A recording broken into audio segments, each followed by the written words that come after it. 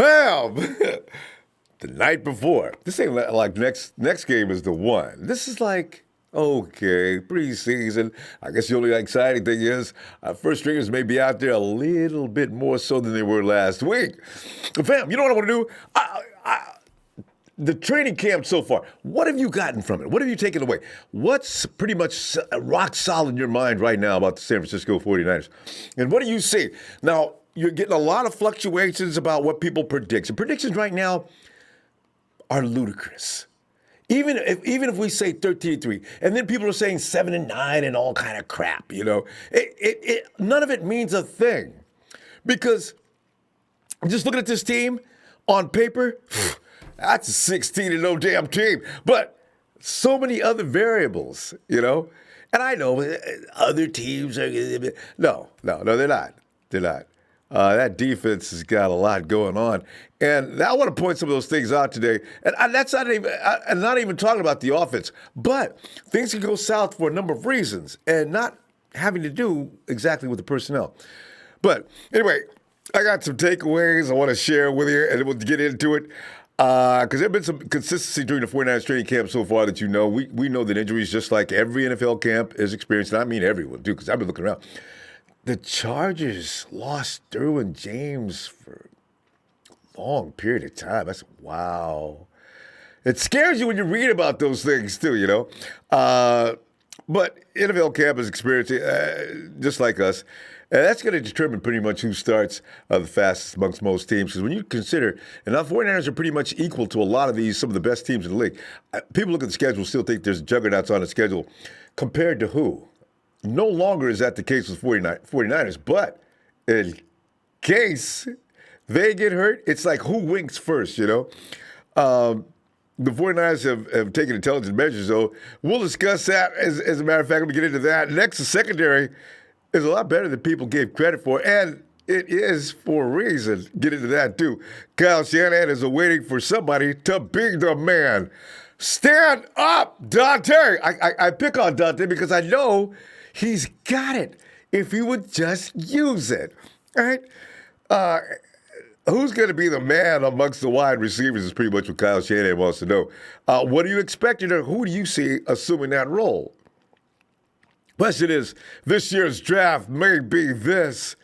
Is Dre Greenlaw, Mrs. Greenlaw's baby boy, is he the steal of this draft? Ho-ho! It could be. And thinking about Jimmy G, is your faith now as big as it was coming into last season? Now, coming into last season, he was a golden boy, coming off of 5 straight wins. He was brilliant. He was chopping them up. He was doing everything a quarterback should do to be a franchise quarterback. And they paid him as much as soon as he came back into the season. But that 5 NTs a few days ago, that conversation is actually still raging.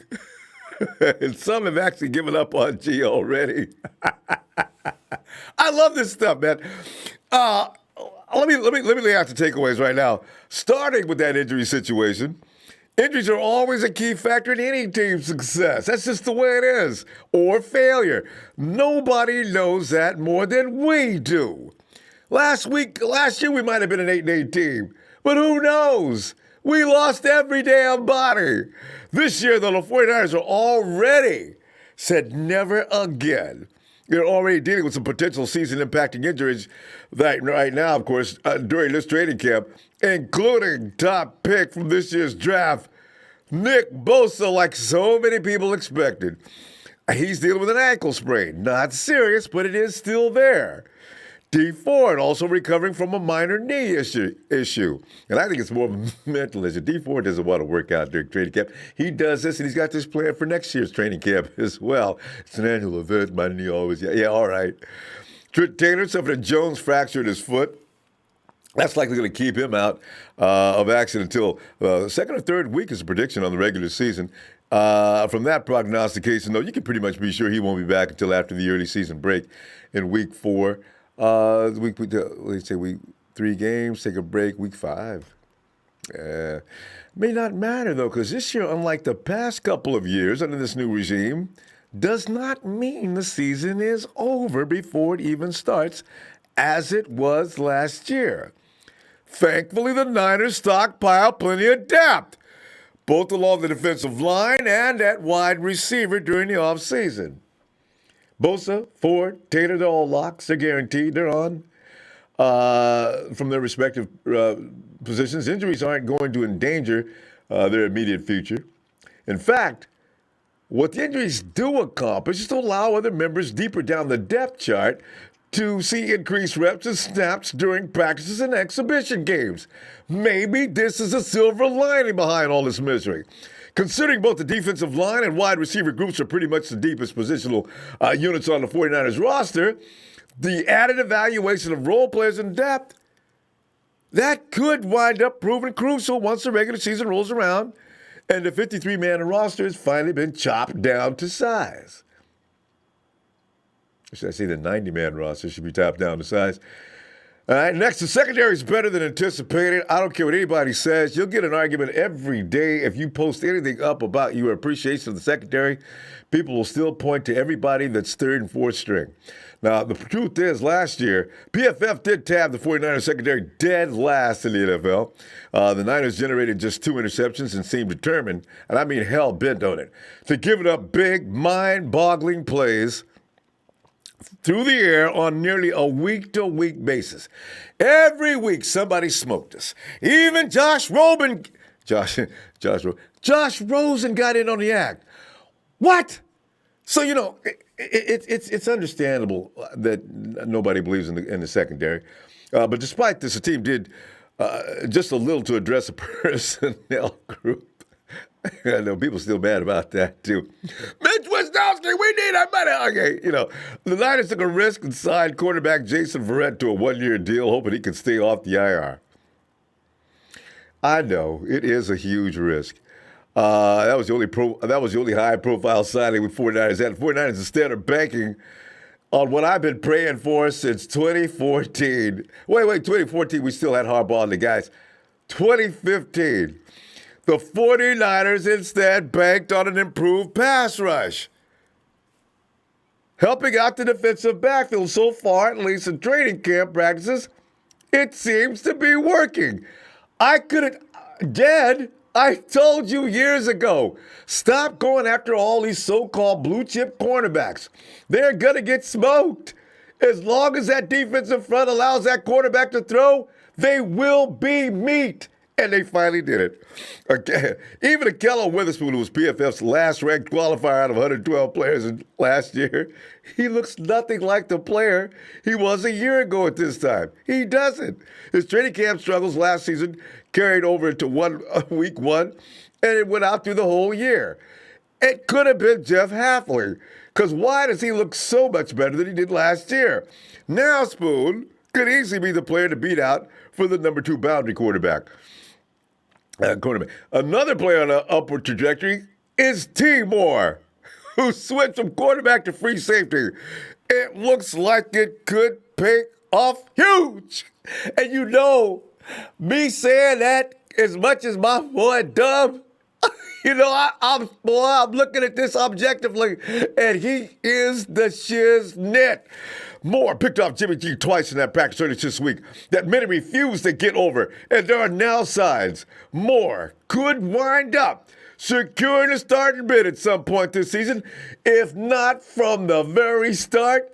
If G cannot get up off the bed between now and opening day, or even as early as next week, the rehearsal game, T-Moore. And I think most of us will go in feeling fine about that.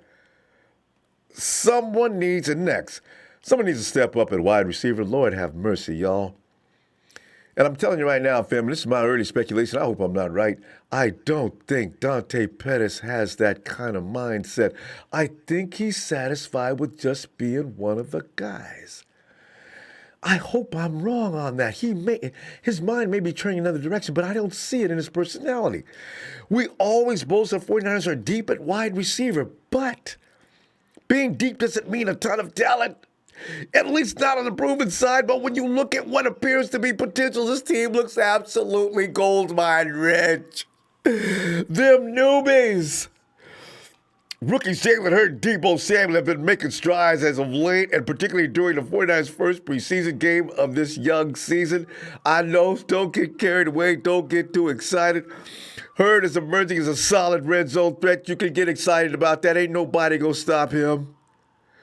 And I mean, with authority, he does that, which is great news, considering the Niners were the worst in the league in red zone touchdown efficiency last year. The worst! We have this way of finding our way to being the worst of things. And at least we didn't hit the all-time mark like we have in a couple of categories, but we were just awful. I figured it had a lot to do with the playbook, a lot of it personnel, a combination of the two. You're not going to win. That's been changed. And that said, both are still rookies, though. And Kyle Shanahan isn't ready to crown either player as a bona fide threat as of yet, as he's supposed to do. They're rookies. Don't come in here thinking you all that. You got a lot to prove to Sonny. A lot to prove.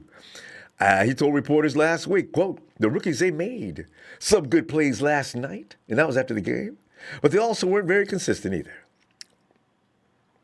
There's lots of parts about their games that they have to clean up. And I thought it was very similar to the veterans, too. You expect the veterans to be out there making some plays like they did a few times, but they also were out there making mistakes, unquote. Dante Pettis, whom the 49ers are placing a ton of hopes on this year, and you and I are too, has had some ups and down moments in training camp. Somebody said he was out there training and rolling with the 3s and 4s.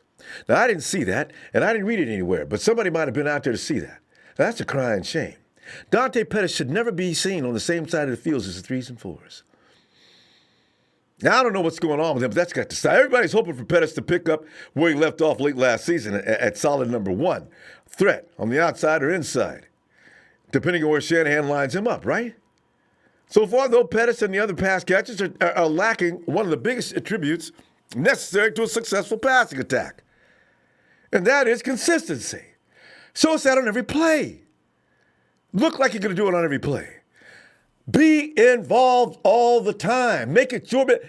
I want 5 or 6 George Kittles on the wide receiver group. George, don't give up. You see George on every play busting ass. You got to get it done. Who's going to do that amongst the wide receivers? We need to see it.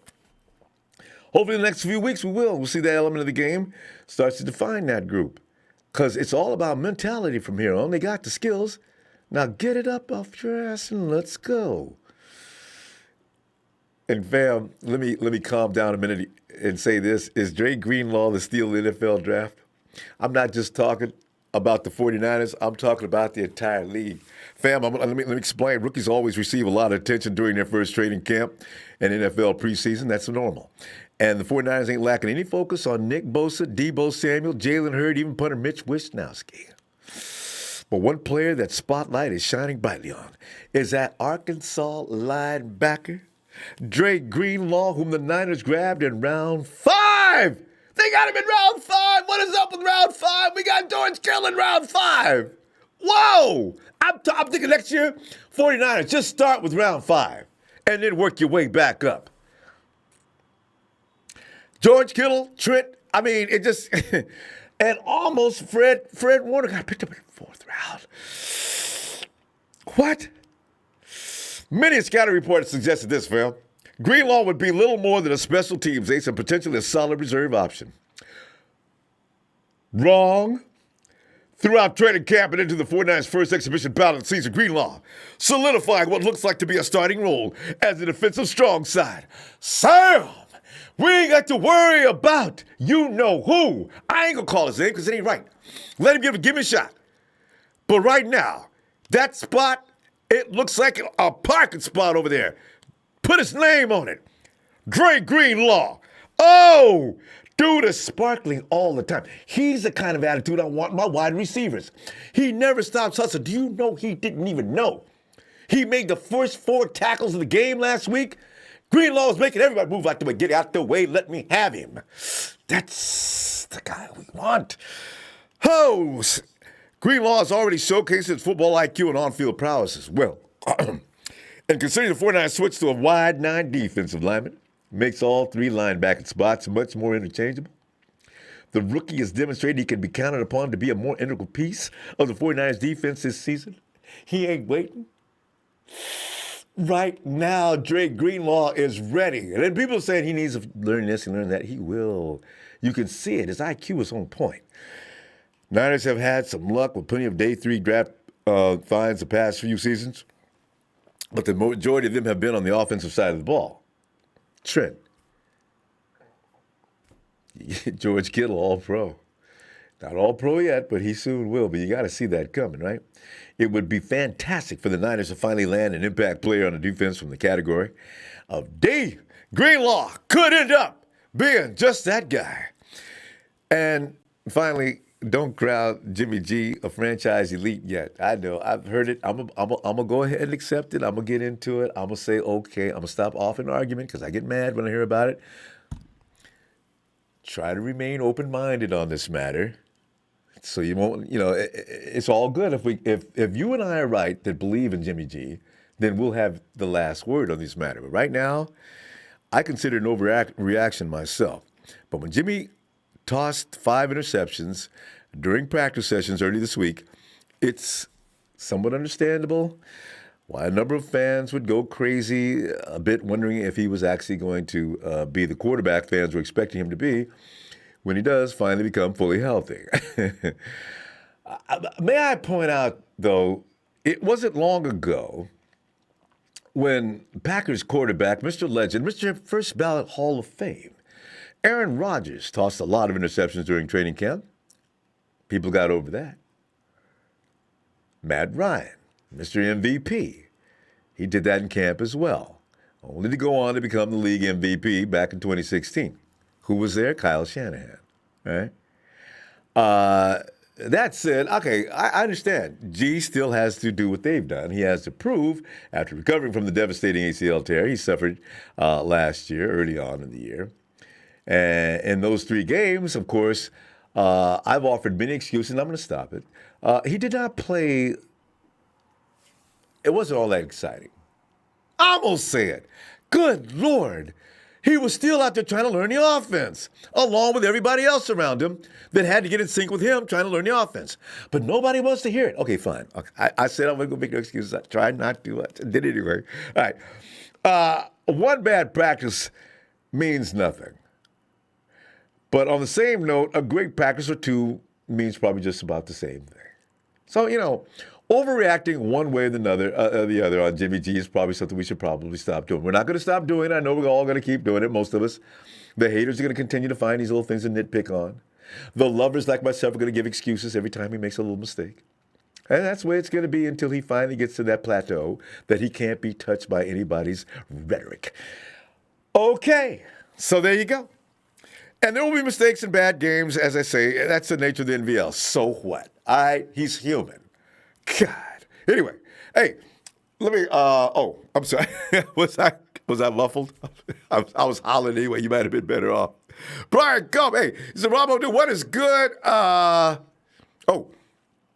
Okay, Niner, there you are. Thanks for that contribution, fam. Niner! He said, what? I love the special effects.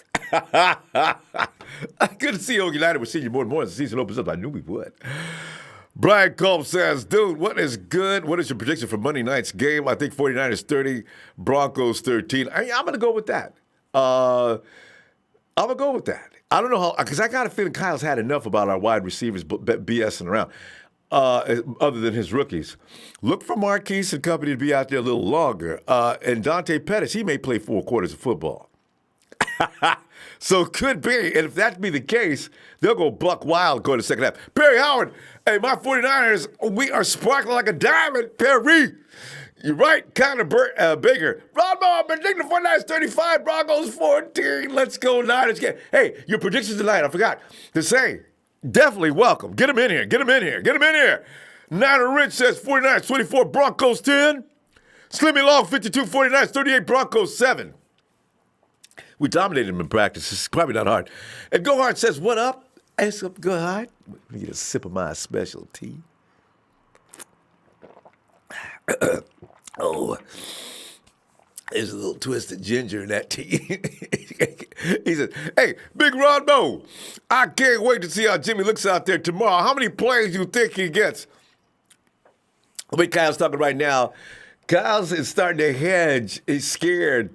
I think he plays a max 2 series. That's it. After that, it's the Nick Mullins, CJ. Well, it's going to be CJ first. So, okay, now, countdown to game day. Okay, thank you, fam. Daniel SF495-249 had a great Niner fan barbecue today. The Seattle faithful took over the park. Lots of good food and met some great Niner fans. The Seattle faithful took over the park. Oh, my God. Look at all that red.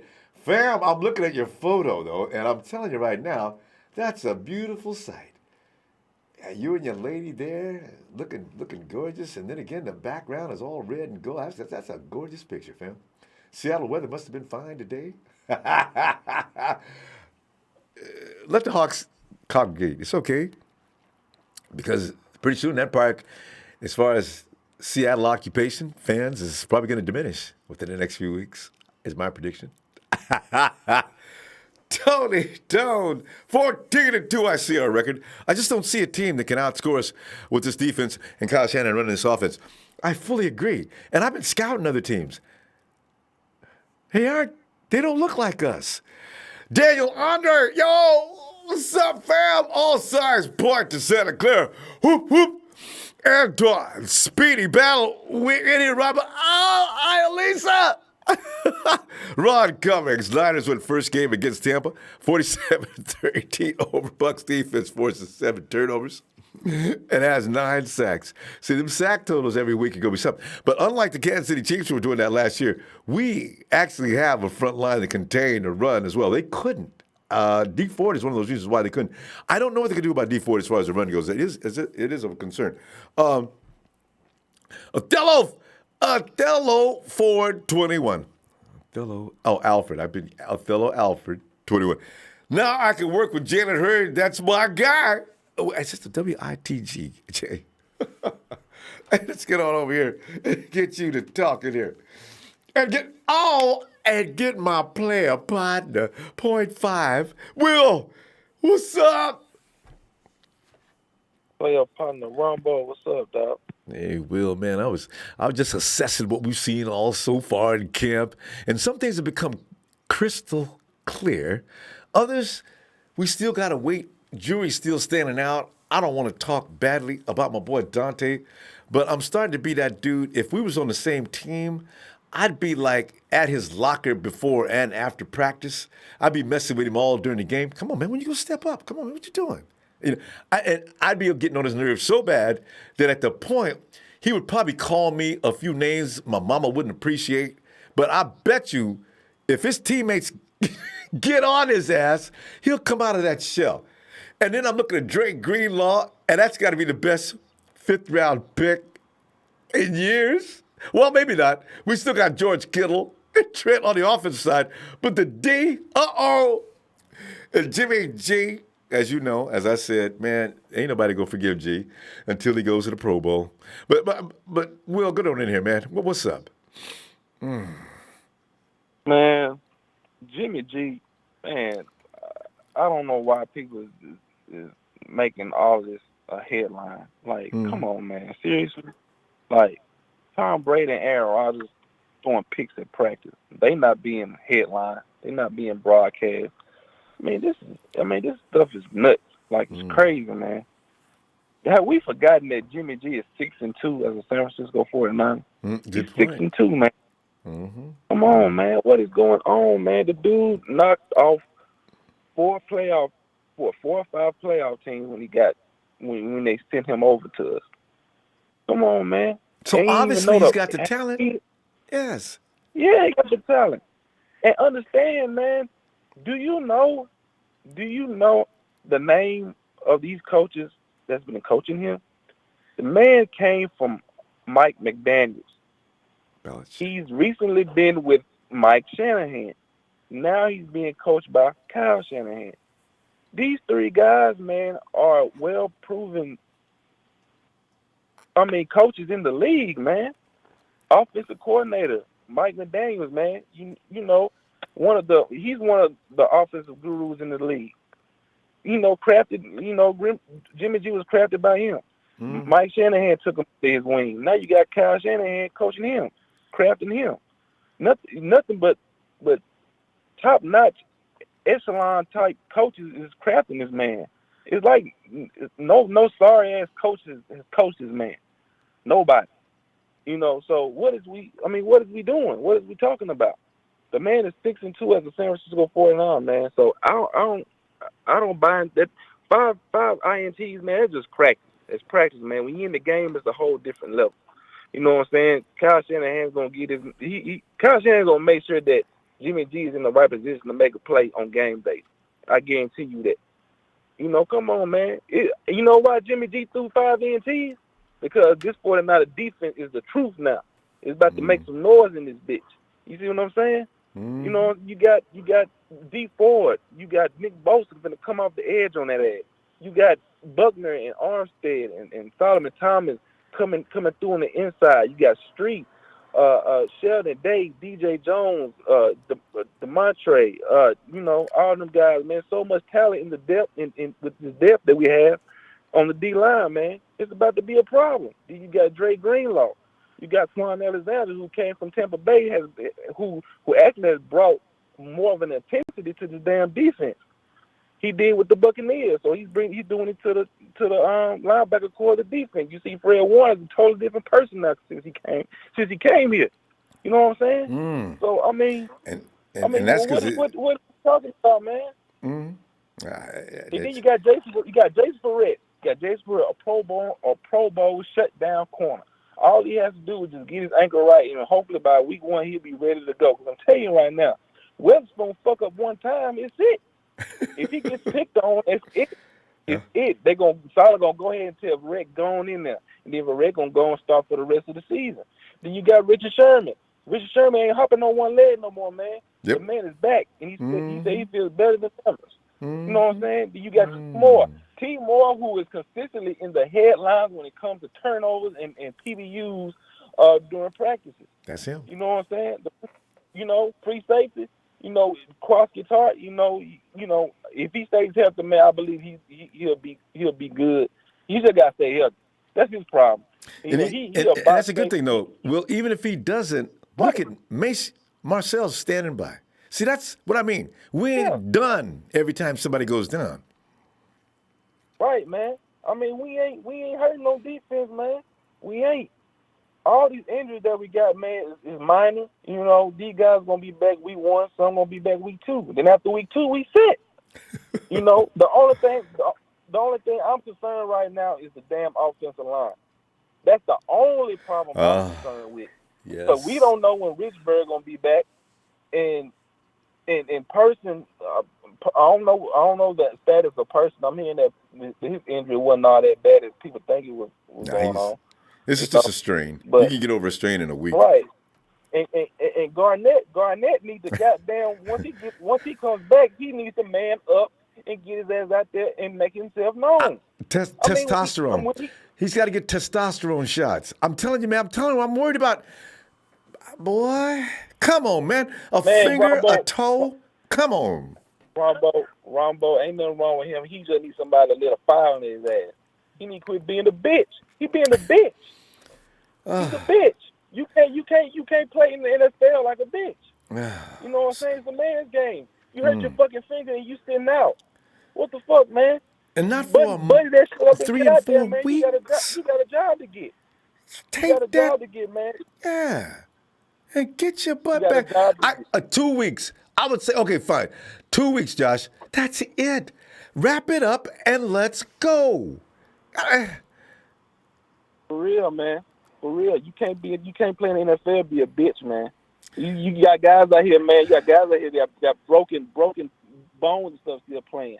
Person will be back. So yeah, there's a dude. Person, if we had to play today, guarantee you, Mike Person would be on the field. Now I don't know how good he'd be, but when he does play, he's normally in fact. Person has given up 2 sacks last year. That I didn't even realize that. Stats, that's what they say. And I said, whoa, I didn't even know.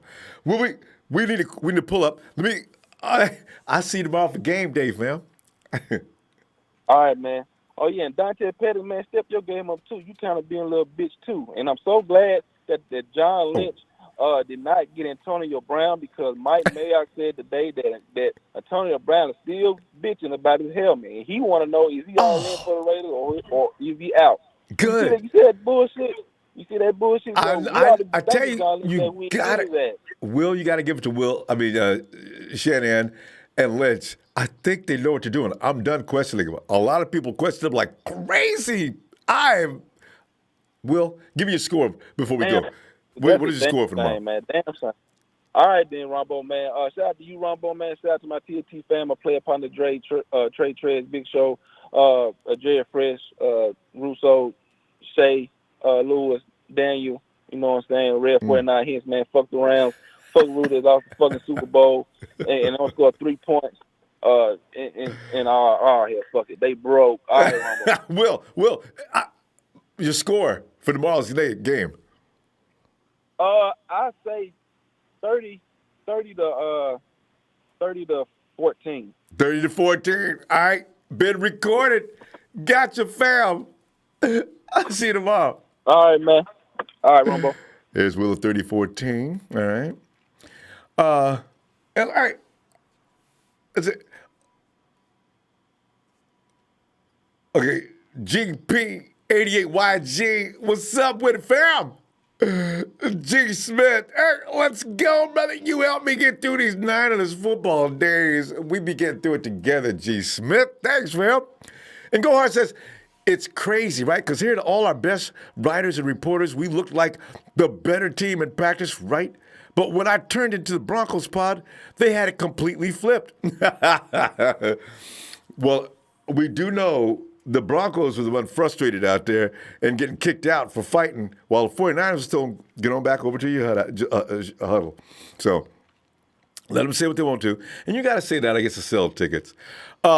We'll see. Hey, Go Hard, we'll see tomorrow night who's telling the truth.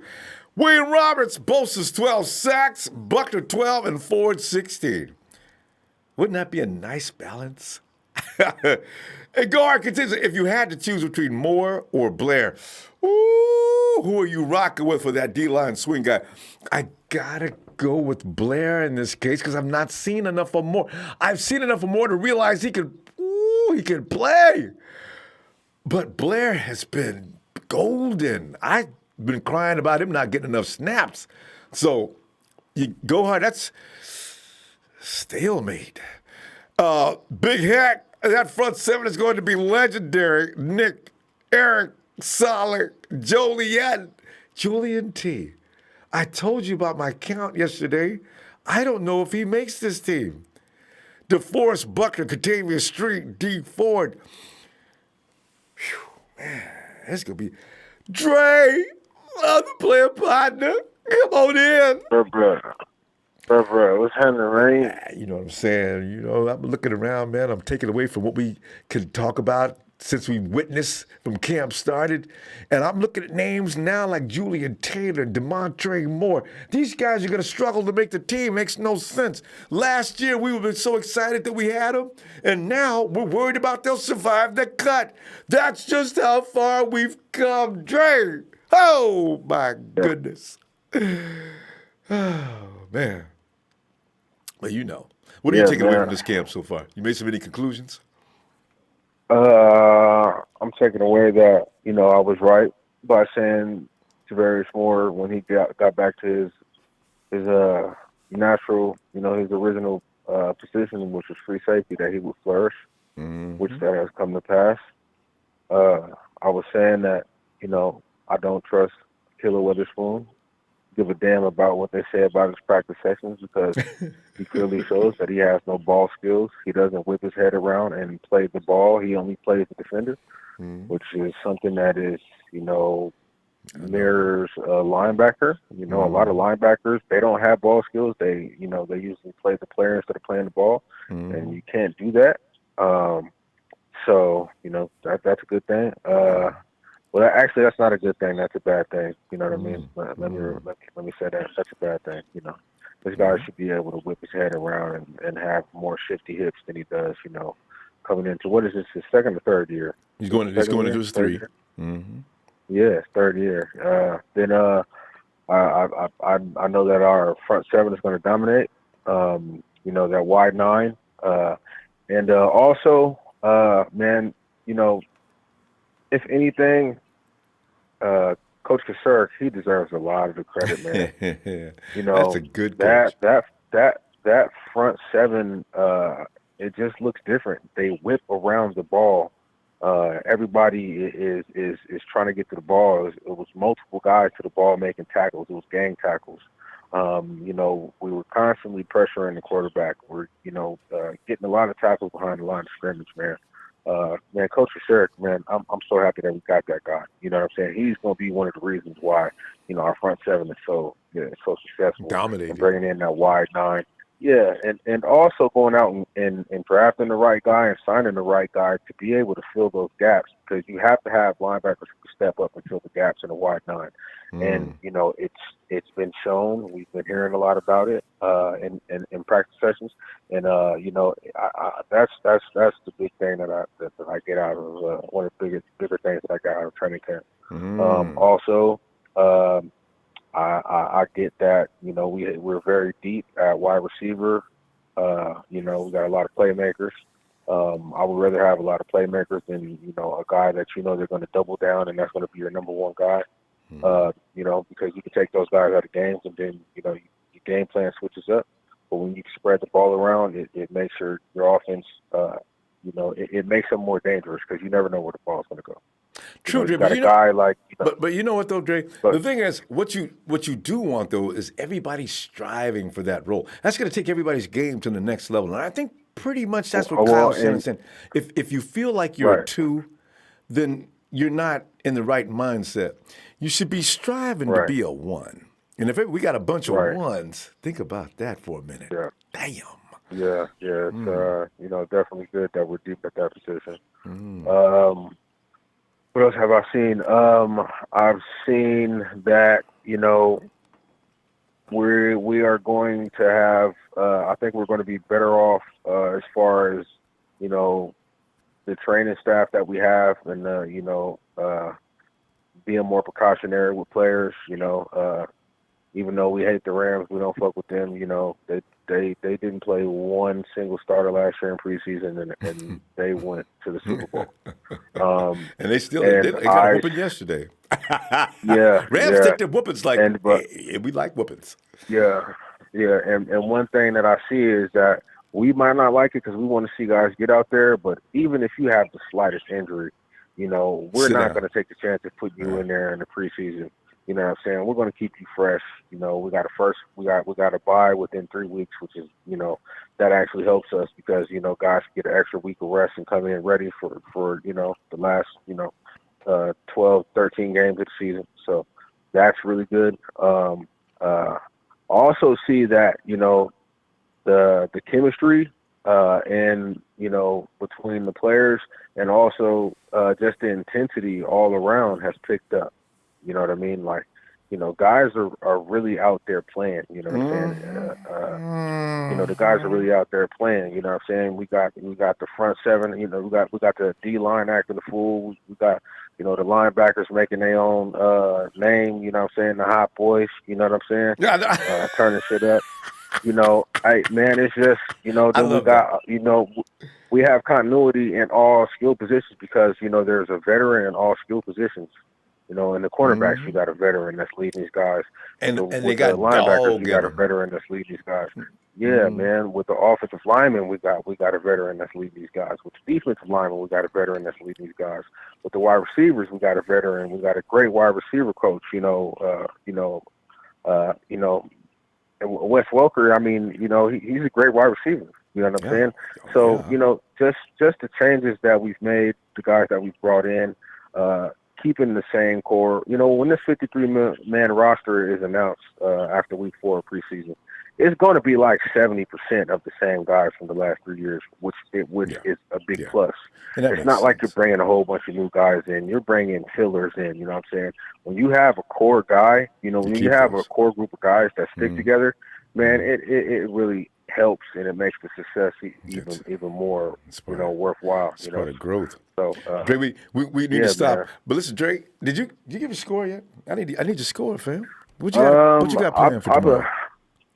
So, last week we scored 17 points. We had 2 drops, which could have led to touchdown drives, I believe. Yep. So that would have been 14 more points. So that would have been 27 points. You go get them I believe we score 3 touchdowns and we kicked 2 field goals. So I got us at 27-13, 27-10. But I'll say 27-13. All right, Dre. Something like that. 27-13. We'll watch to see what that develops. And I'll be looking for tomorrow, fam. Sir. Appreciate Yeah, you, man. Dre. Shout out to my TNT fam. You know what I'm saying? My player partner Will, Trey Trez, Big Show, Uso, Shay Lewis, Jerry Fresh. You know what I'm saying? All the guys, man. We got less than 24 hours, man. And it's a night of football. There you go. So, you know what I'm saying? Let's stay encouraged and get out this thing, man. I'll see y'all tomorrow, bro. All right, fam. Have a good night, too. All right, bro. Yeah. Yes, sir. And Warner Delia, he said, "Hey, love your show, fam. You're the best, brother. Quick question. Is Garoppolo struggling a little? And if he is it due to Russ getting mixed reprint?" Well, see now, Warner, he has been pretty much flawless most of the season up until the 5 INT episode. This is why it seems like week after week after week means nothing as far as observations and evaluations and conclusions have made. It's about that one practice that people are defining Garoppolo's current state. Don't listen to it. My own person, but don't listen to it. He had a day. He even admitted there's nothing wrong with his health. He's been razor sharp. He bounced back just immediately next practice on into Denver. He's fine. He's fine. Jux 373, man, we got a lot of good running backs. Those that played last week did really well. They're definitely going to be picked up by a team. If they don't, we got a lot of guys going to be picked up. And like I say, fam, real quick, I'm going to say D Ford, Nick Bosa, DeForest Buckner, Eric Armstead, Solomon Thomas. Do you see any of them getting cut? They're not. Contavious Street, we've invested a lot in him. Picked him up in the draft early. Let him take a whole year off. You think he's going to get cut? I guarantee you he's not. Ronald Blair, that's one of Bobby Sala's favorite guys. If you want to win, you put Blair in. He came up with that. He didn't just suddenly come up with that. He really believes that. Blair's in.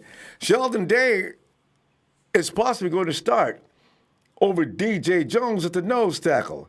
That's 9 guys. What about Julian Taylor, DeMontre Moore? I want to see more of this Falaga guy. I'm sure I'm missing a couple of guys. You know, wow. G. Smith, 21, Niners 21, Broncos 10.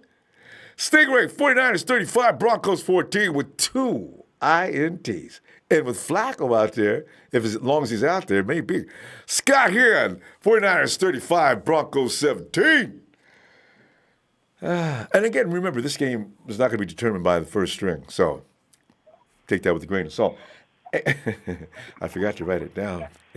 HBK. He is the showstopper, the playmaker, the head of the clique. Mr. San Francisco, the icon. I think I got them all. Well, Ronbo, those nice. I mean, it's like you got a good number of them, right? But let me rephrase. Only a good number of them. It's the showstopper. I got the that one. icon. Yeah. The main event. The main event. San Francisco is back. I mean, it's like, you was on the right track, Ronbo. So now I'm going to give you a little A for credit for, a little A for effort. So, I'm going to give you that one. All right. What's up, Ronbo?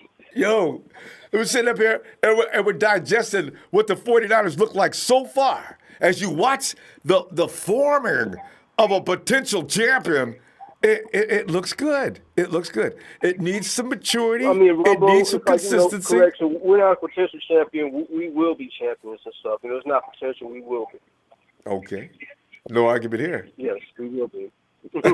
I mean, so as far as I was wanting to just shed a little light on this subject right here.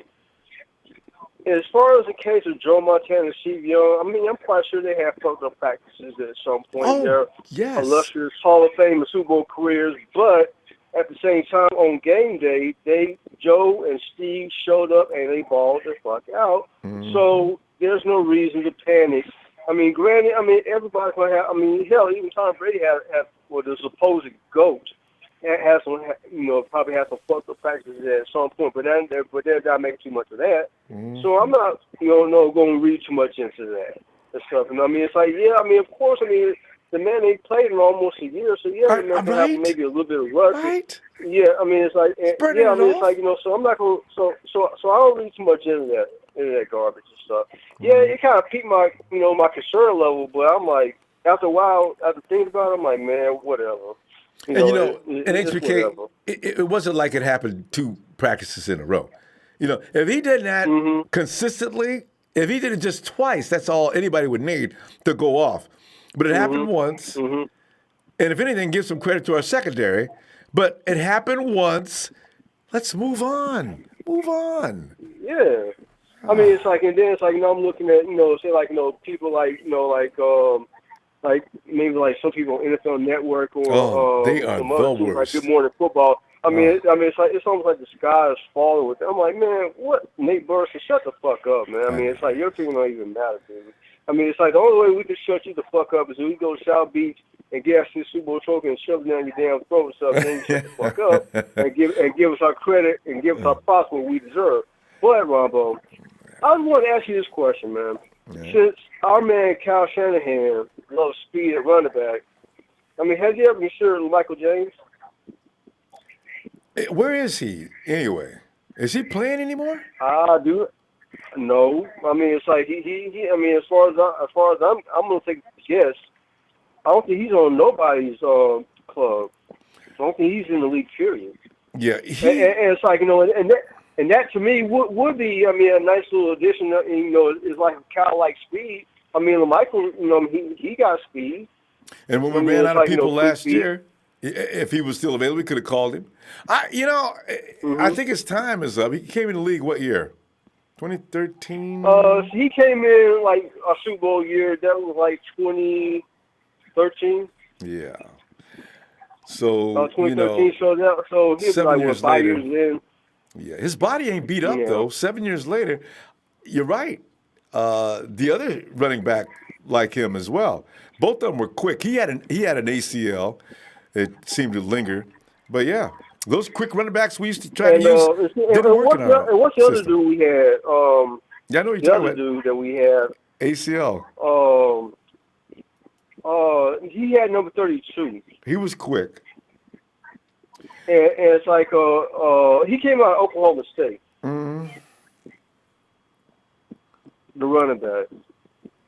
Man, it's like, it's like he I just can't think of his name like, right now. He played. He was backing up Frank Gore, and he played in the NFC Championship game when we played in New York, the Giants that year. And had a great year too. Yeah, I can't think of his name. I know, right? But but the same. But it's like more than likely some years have passed, and maybe they're probably in regular shape, but in reality and stuff, they're probably not in football shape. So no. I don't know if they're still far left them, but anyway. And they're not looking. They're not looking for running backs, HBK. That's the thing. They got plenty now, and they got. When you look at the fact that they got Austin Walter, Hunter. Who? Last name Hunter, right? The dude, the running back, Hunter. Lindsey, right? No. What's his first name? I know. I knew that's who you're talking about, Hunter. But yeah, he's another guy, quick. Anyway, got sharp moves. Exactly. Kendall Hunter. Yeah, Kendall Hunter. Yeah. Okay. Thanks, fam. Yeah. Okay. But yeah, man, it's like have you heard anything out of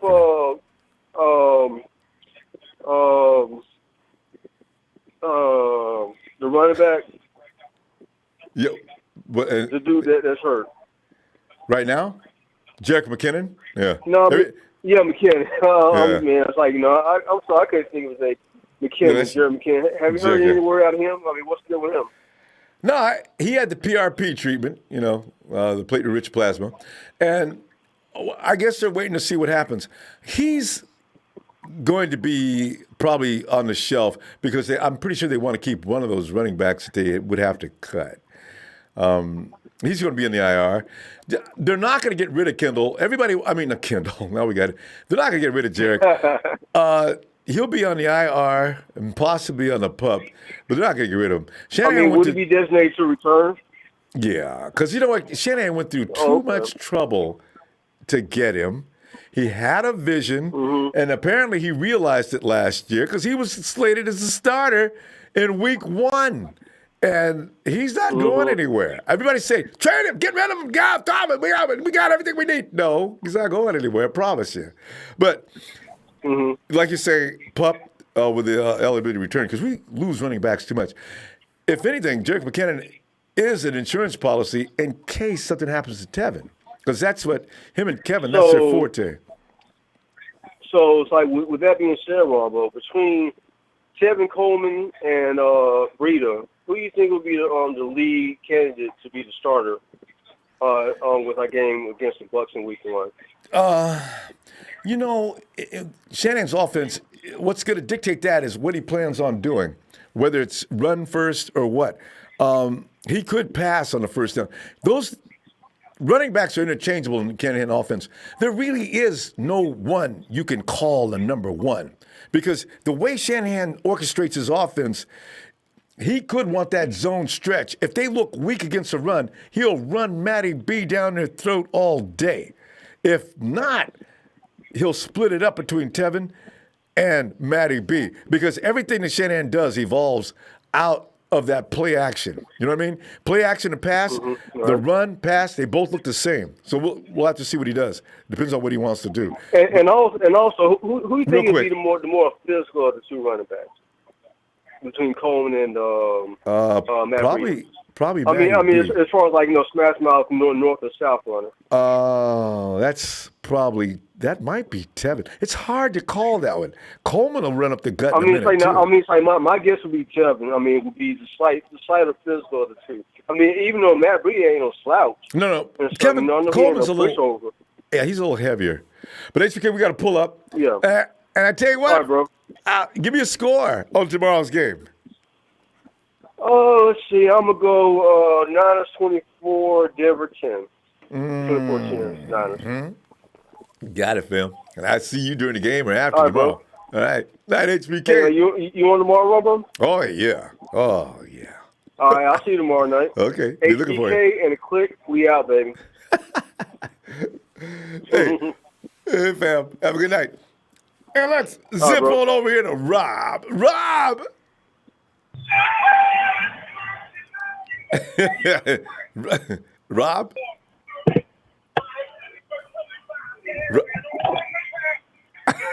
Rob? Rob sounds like one of them barbecue houses I go at. There's always them dudes over in the corner shouting. Rob! Ronbo! Hey!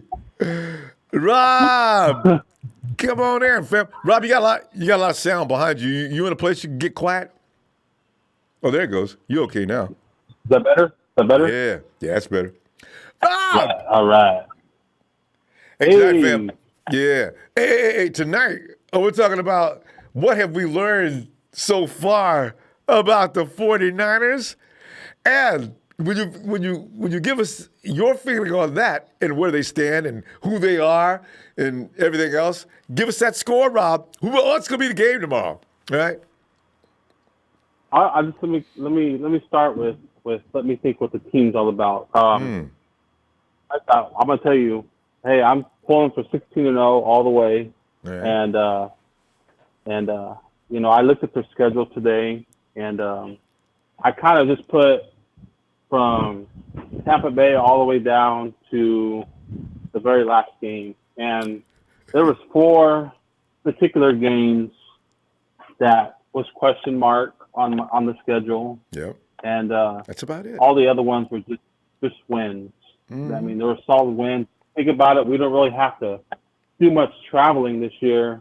The East Coast, most of our East Coast trips are on the very beginning of the year, and that's a plus. Not much going on. Not much.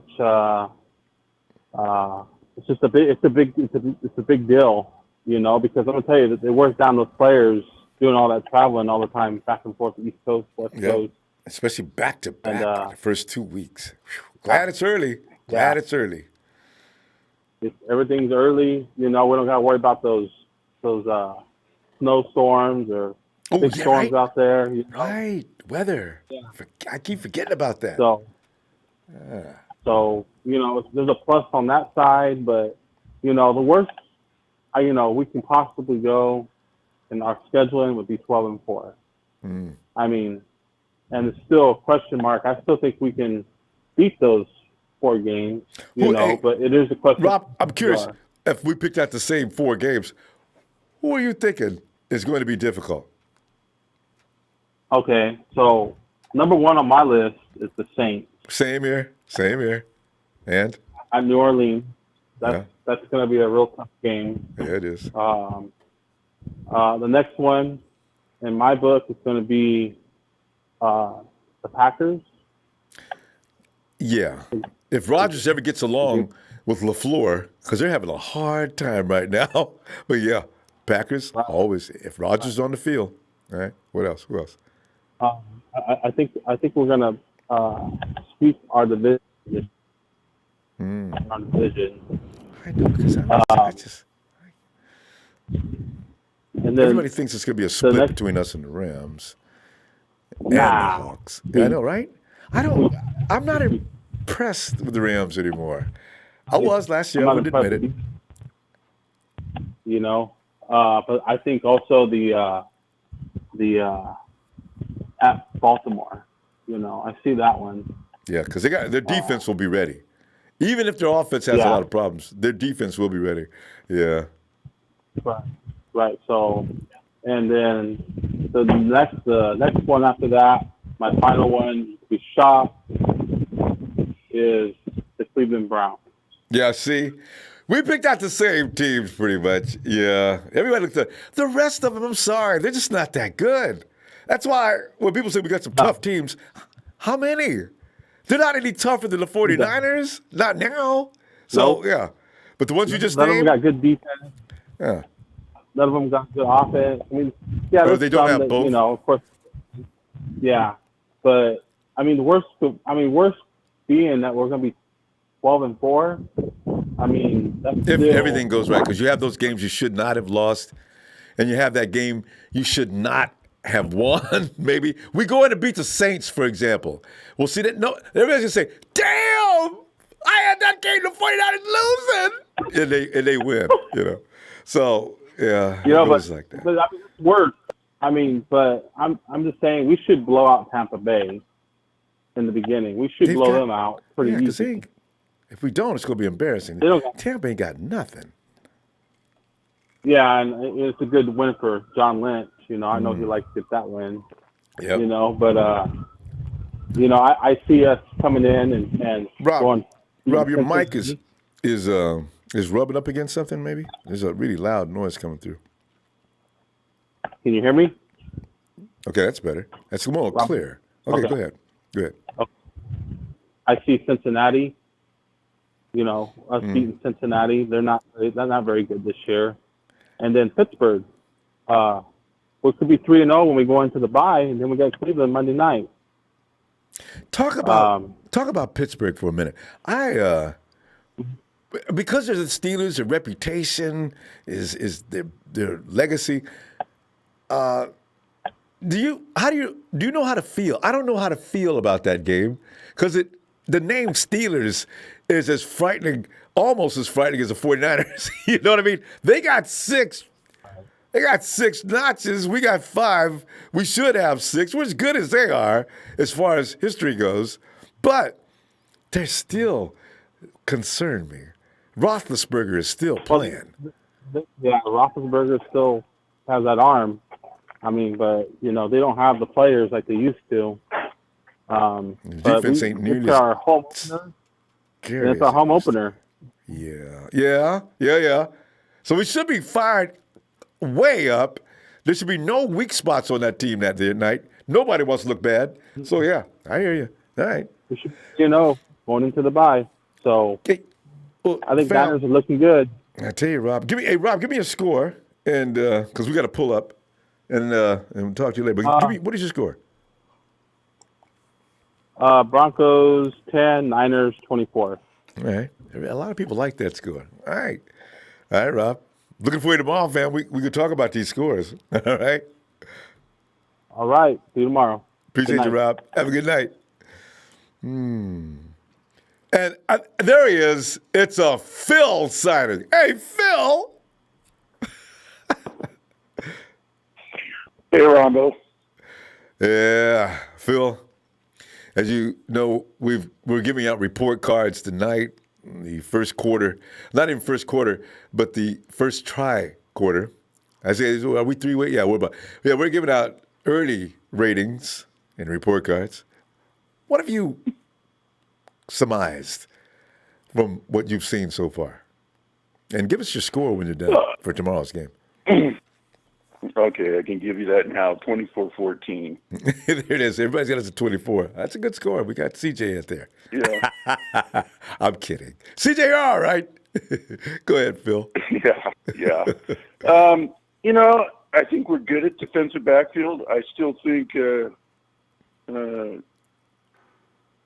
Jimmy is going to start at the safety position to start the season because he's a veteran.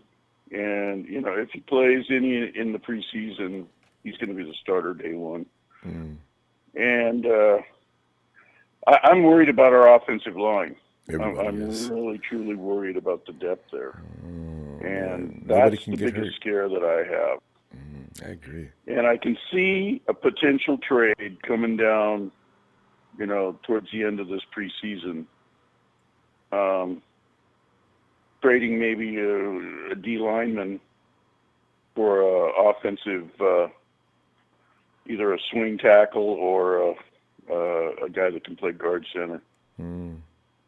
Phil, you mentioned that. The first thing I pictured was Julian Taylor and DeMontre Moore, you go ahead and package them up, and somebody needs a lot of defense that's got an overwhelming amount of offensive line. Again, Phil, I don't see anybody giving up a quality offensive lineman. That just doesn't happen anymore. We're talking about a backup. We're talking about a backup. But he still needs to be pretty good, right? He still needs to be at least serviceable. If you're giving up someone like a Ronald Blair, you're going to get something good. Well, there's another story. Yeah. So, I think you could possibly see a trade towards the end of to give us some depth at offensive line. Within the next That's 2 the weeks? only thing I see as a weakness for us. So, it'd be nice to see some of these guys get healthy and play on the field before week one. Dre. That's the other scare that I have. Or D Ford. I still think he's gold bricking. Phil, I think he's making this up. How do you every year your knees start to hurt right during training camp? Why didn't it hurt in April or maybe March? Well, it's not a football injury. It's basically he has, I guess, arthritis or something. But it flares up every year at the same time in camp? That's mental, if it is. Yeah. You get a lot of rest. I think D Ford doesn't need reps anyway. He's just point him at the quarterback and say go. Same with Bosa. Yeah. The guys that need reps are like Jimmy. Jimmy G needs some reps, but you got to have a good offensive line in front of him if he's going to play in preseason because you don't want him to get hit. And Kyle alluded to, he said he's going to keep that in mind tomorrow, too. If the offensive line doesn't look like they're going to protect him, he's going to pull him. He's going to pull him right away, too. Yep. Yeah, so, and as far as wide receiver goes, I think, Pettis will step up eventually. I mean, he played well last season. You don't drop off the face of the earth in an off season, so I think he'll be fine. I was kind of bummed out about Trent Taylor getting hurt because he was having a pretty good. And he's a go-to guy for Jimmy. Jimmy Right. likes to throw to Trent Taylor. So, I mean, well, because he can gain You know. separation, get away quick, and that way Jimmy doesn't have to hold on to that ball. Same with Goodwin. Those are his bread and butter guys in 2017, and that's probably not going to change a lot, yeah. So, Unless Debo or Hurd step up and play well. The other thing I want to add is McKinnon's not going to go on the IR or the PUP. They're going to put him on the 53. He's not going to suit up for the first game. And, if they can play him by week 4, because he's got a bye week in there, they'll just put him on the 53. They don't want to mess with IR because you're only allowed to bring back 2 players over the whole year from IR. So that's true. I see Staley being on the IR for the entire season. And that's Staley. Not Staley, I'm sorry. Our tight end. You scared me there. No, I mean, I'm sorry. Our tight end, Selleck, I see him being on the IR for the entire season. Well, I think what happens there is he'll be on the IR to start the season, and by week 6 they got to make a decision on him. And he'll stay there, depending on who they replace him with. I think they'll just cut him. They'll just cut him in week 6. Oh, that's so unfortunate. What a way to go out. Because I haven't made up. Is Tololo going to make this team, Phil? No. Yeah. No. I can see, what's his name, the guy from Stanford they drafted, Caden Smith. Caden Smith and Dwele. Yeah, they're going to keep the kids. Yeah. The 3 tight ends. Because now you're looking at Jalen Hurd, who can fill that role as well as any tight end as well. So, he's a beast. Yeah. He's a beast. He's a guy that can come inside and outside and play running back. He can do all kinds of things with Hurd, which kind of is intriguing to see what Shanahan does with him this year. Well, Phil, we're going to go because it's late. We'll see if we can get out to the East Coast to see a couple of calls. All right, man. But, Phil, pleasure, fam. I tell you what, I'll see you tomorrow night after the game and during the game. All right? Okay. Thanks, Phil. Talk to you later. Have a good night. Oh, yeah. Yeah, Phil. Phil, I like about Phil. It's as if he were seeing in the conference room when he says things like Jerick McKinnon is not going to be on the IR. He said a couple other things, too. He makes it sound like a lot of sense. Let's go out to Blake and the East Coast. So, Ronbo. Blake! Man, we're sitting out, as I said, we're giving report cards for what we've seen in the 49ers so far. And Blake, give us your report card. And also give us a score of tomorrow night's game. My report card, I say a B plus. All right. Any particular things you've seen to give them that good of a grade? A whole lot of things, Ronbo. I'm just so excited, man. I'm just so excited. I'm excited about this season. I'm excited about my Niners, Just watching you every day make me even more excited, you know? Thanks, Blake. There's a lot of things to be inspired by. But I be just looking up Niners and look at everybody who got something to say about us, as far as the commentators and stuff. But one guy made a point. I don't know his name, but he was like, we have a schedule break this year. And I heard a couple callers talking about it, but people don't understand. The major teams that we play them home. The only teams we really don't play that's major is, we got the Ravens. We go to the Ravens, and then we go to the I think we go to the Saints. Yeah.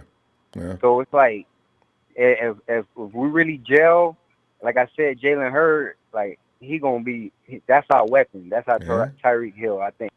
I'm telling you, I think with this schedule break, he was right. Somebody compared him to Dez. He's a Dez kind of guy. He's going to beat people up. I mean, he's going to drag defenders into the end zone. He's a tough guy. Tyreek is quick. Can't stay with him. And if you lose him for half a step, it's over. We got Marquise for that role. But Jalen is just power. Getting that end zone, beats you up, trying to even jump with it. We've seen 2 examples of that. That dude is going to be terrible. Ooh, and his first year, he's already showing. Look at Debo. There's the guy you want to compare. If you do make a comparison to Tyreek, Debo, Yeah, maybe Debo. not quite as fast, Yeah. but boy, he can get away. I be watching all the preseason games. You know what I mean? Just looking, and I just see everybody got better. You know, I think realistically, I say we're gonna go at least 11-5. I agree. 11-5, because Anywhere from if 10, we 6 and up. feeling ourselves at home, who's Yeah. gonna stop us at home? Let's see if we're a home team. You know, a lot of teams, we weren't a home team. Well, we were a home team last year. Mullins got both his wins at home, didn't he? Or all of them. Yeah. Mhm. Oh yeah. If I had to pick a score, say it'd be a close one. Tomorrow night? Say it'd be a close one. All right. Yeah, it's gonna be a close one because they got a good defense too. But I say probably be Yeah. True. 2023. 2023. 2023. All right. And they got Yeah. Fangio. They're not running anything but vanilla. It's going to get better. You're right about their personnel. The defensive personnel is not that bad. But, yeah, maybe close. Jimmy G, he gonna shine his first maybe first series, or maybe they might hold him in for another second one. But I wouldn't even play Jimmy. I ain't lying. Yeah, I know. I wouldn't And that play may happen, for too. like none of them. Yeah. If we gotta sit D4 to week 3, I sit him. If we gotta sit, because we so stacked on the D line. We need him the last ladder. You know, Nick Bosa. If it take him to sit the first 2-3 games, but when he come in, he gonna make a major impact. So they need to be smart. Scary major impact. D I'm might telling want to you, play but- against the Chiefs, though, just for one series. You know, because he did what he did last year. He led in some categories, and they still got rid of him, mainly because of that jumping off sides against the Saints. They never forgave him for that. D, you can go now. Yeah. You go to San Well, I just want Francisco. to thank you for taking my call, though, Hey, Ronbo. Blake, You know what I mean? man, it's anytime. Really It's a pleasure. appreciate it. Appreciate you Oh, too, yeah. fam. All right. I guess we'll see you tomorrow then, Blake. Remember I said, Eric Armstead, this going to be his year? I'm telling you, and Jalen Hurd, them 2 players, going to be major impact. And of course, George Kittle. Yeah, of course. Well, people don't understand. Our offense run through George Kittle. Probably. Not Jared McKinnon. Not none of that. Our offense run through George Kittle. People don't understand that. We're gonna find out, right. boy. Make that real clear. All right, fam. Talk to you later. All right. Thank you, my brother. Thank you. Night, Blake. All right. All right. And all rise as the Rev enters the building.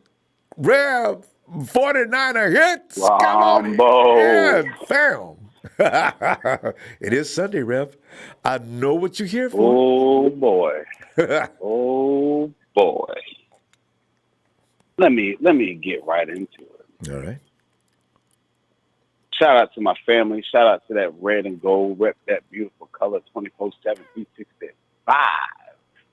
Shout out to the man Ronbo for giving us this platform to speak our love and our faithfulness to our 49ers. Thanks, man. Well, got that out the way. Let's get into it. Let's get into it. Y'all know what it is. We gonna jump into this book of champions right quick. That's what we're gonna do. So we're gonna jump into the book of faithful. That's where we're gonna go with it. The book of faithful, and that word faithful. Whew, don't you love being a 49 faithful fan? Yes. Everybody yes. in the comment section, just give me an amen on that one. Just scroll amen on it. Man. 49 faithful. Whew, that's a beautiful thing, Ronbo. That is a beautiful thing. So we're going to jump into this. As a faithful, we're hated by many, loved by few, but feared by all. Let that sink in. Let that sink in. I've heard a couple callers, say some very good key points, and falling back to what I said earlier as far as defense wins championships. And I've said it all year long. The intensity is going to be there. Pain and punishment is coming. We are focused, primed, and ready. And that's what I like about this. Like, we're coming into this season with an objective, and that objective is to dominate. Don't matter if we win the game, we lose the game, but you will have to fight us every single down, every single game. There's no holding back, family. We have felt this little depression of losing the season. Oh. Every team is going to go through their dark time, but right now we coming up. We coming up. Yes. And we are ready for it. Y'all know how I feel. Come week one, what's going to happen? Pain and punishment. Yeah, this schedule is brutal. This schedule is brutal. But we have what it takes, and we know what the focus is. We have a mindset of a team that it doesn't matter who that opponent is. You better bring your A game. Mm. You better bring your A game.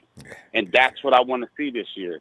The joint practices with the Broncos, you know what I'm saying? That's a good thing. We out there fighting and scrapping, you know what I'm saying? It happens. But that intensity, that's what's there. When Jimmy G threw the interceptions last week, everybody flipping about that. Like, oh, my God, this, that. But the beauty of it is he came right back and had a great practice the next day. Why? Because he went into that film room, he studied, he figured out, and boom, he got it. That's what makes it dangerous. Yeah. Now Robert Saleh is like, all right, watch what I'm going to flip at him. Watch what I'm going to flip at him. That's what I want to see. I want to see this intensity on both sides of the ball as a complete unit, as a team. Man, Ronbo, you already know how we feel. We ready. Yes. We ready. This preseason, we're happy to see 49er football, and that's good. But tomorrow, my score for tomorrow, and I'm going to go with a couple callers on the same road as far as a 24-10. I don't see a lot of points being put up because we're running a vanilla offense. So, but even through a vanilla offense, we'll still put up 20 points. We'll still put up 20. There's no doubt in my mind. But come week one and the rest of the season, we coming at you. We are coming at you. And as far as a report card grade, I'm gonna give us a B. I'm gonna give us a good B. Because we're coming up. Like, nothing's gonna happen when we snap our fingers, but we know what the hard work is gonna take, the dedication, and all that, the repetitions, everything, practices. It's going to happen. It's going to happen. We ain't worried about the Rams. Fuck the Rams. There, nobody. The fuck out of fuck Cox. We don't care about them either. The Arizona Pigeons. We're not worried about them either. Like, you know what? We are focused. Okay, we are focused, and that's what I love about the intensity of this team. So all y'all take this. You know what I'm saying? We got a game tomorrow. Rep your colors. Stand loud and proud. Show that red and gold. You know what I'm saying? That's how we do it. That's how we do it as 49er faithful. Rep those beautiful colors. I ain't going to hold you up, Ronbo. Thank you once again for giving us this platform to speak our love and our intensity for our Niners. And y'all know the saying when I close this out. In order to be the man, you got to beat the man. Woo!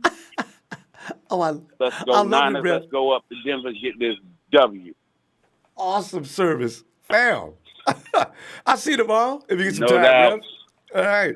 No doubt. I'll holler at you, Ronbo. Peace. All right, Rev. Like, and now, one of the founding members of TNT. He hails from Virginia, the great state of Virginia. Weighing in at God knows what, he is Trey from VA.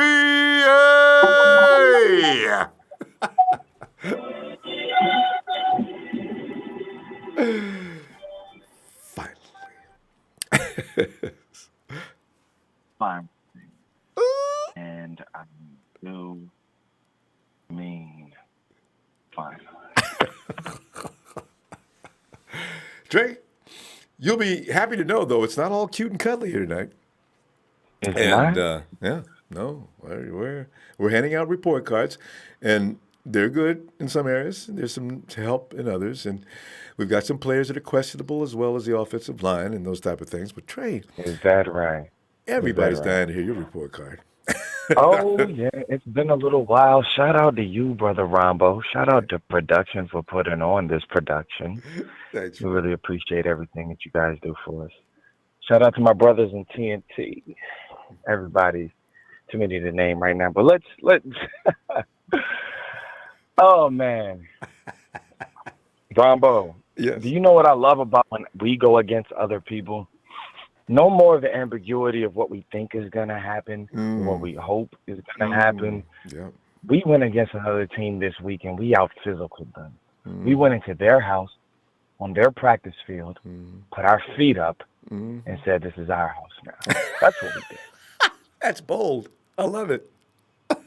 And if Rev was here, I would ask, can I get an amen? But Ronbo, can I get an amen? You can definitely get an amen. Amen.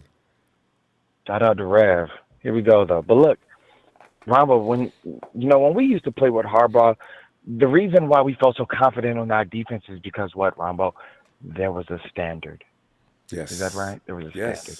Yes. When we showed up in Denver this week, no jokes, no games played, no time for the BS. There was a standard. Yes, amen. There was a standard, Ronbo. When my guys are flying around out there, when the signal caller on my defense, Fred Warner, is going out there stripping balls, intimidating Joe Flacco, making big plays happen, there is a standard, Ronbo. It's been established. There's a standard. And this year, all year long, is what we expect to be bullies up front, beating them up. There's a standard. As a matter of fact, Ronbo, there's a gold standard. It is. I think we should adopt that name to give We it to will the live up defense. to it. We will live up to it. We will follow through. But, it has been just a little bit cute and cuddly.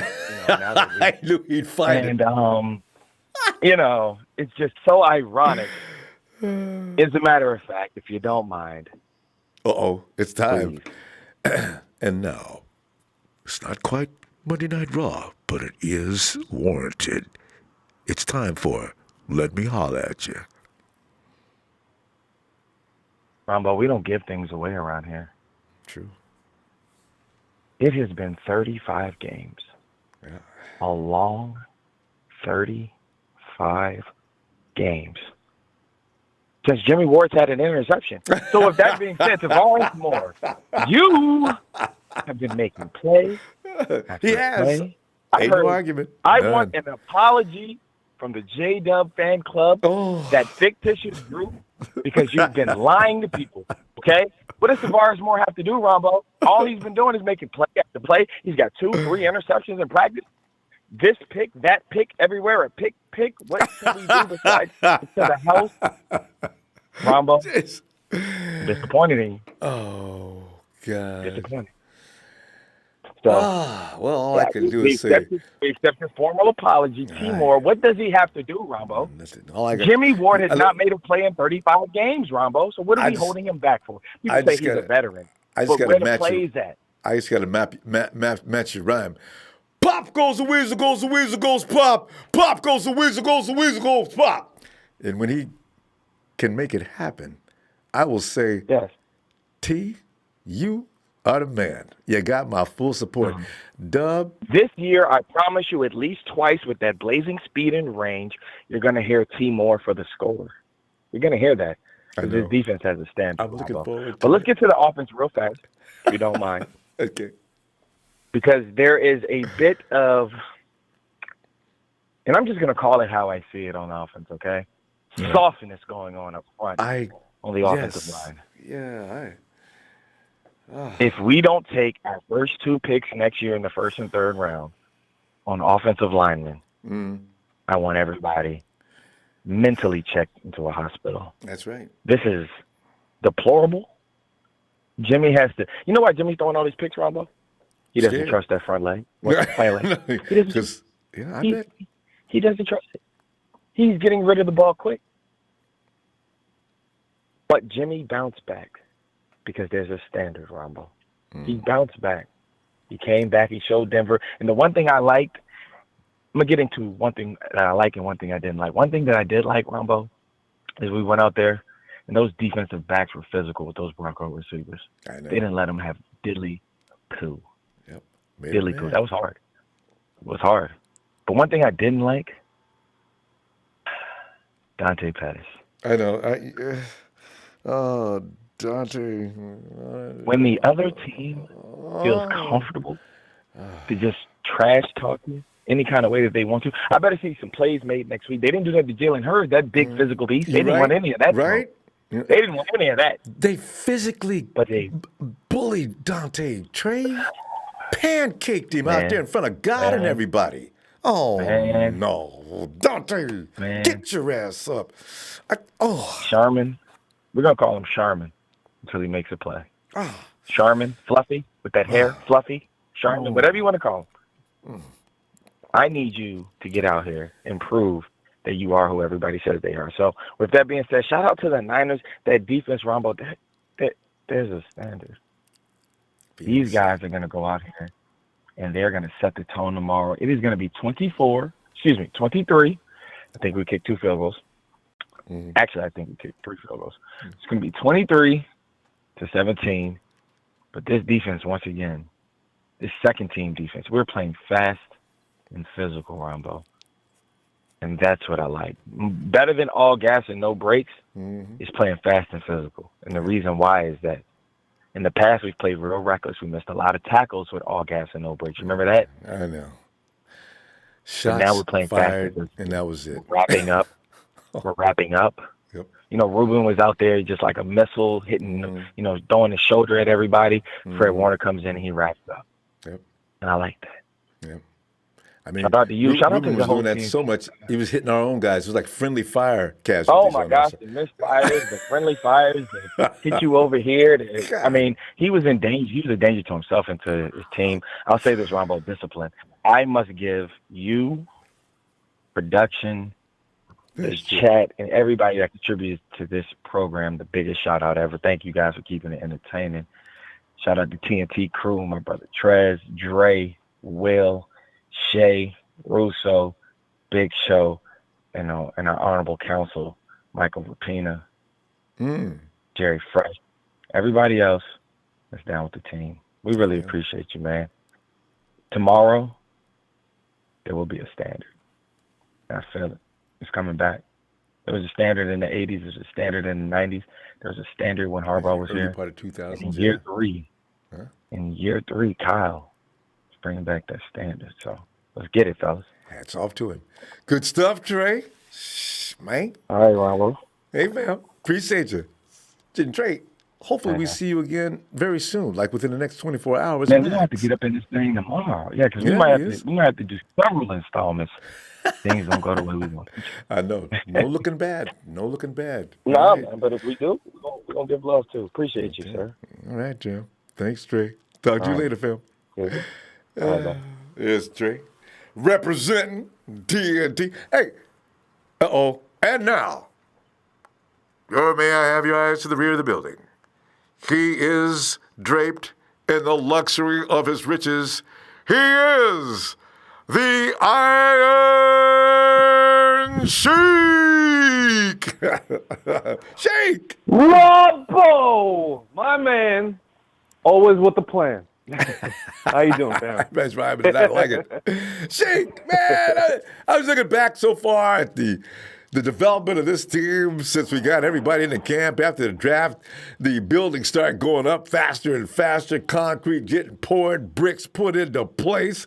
John and Kyle said, we told you, brick by brick. Oh, it's looking like a house that Shanahan and Lynch built. I am impressed.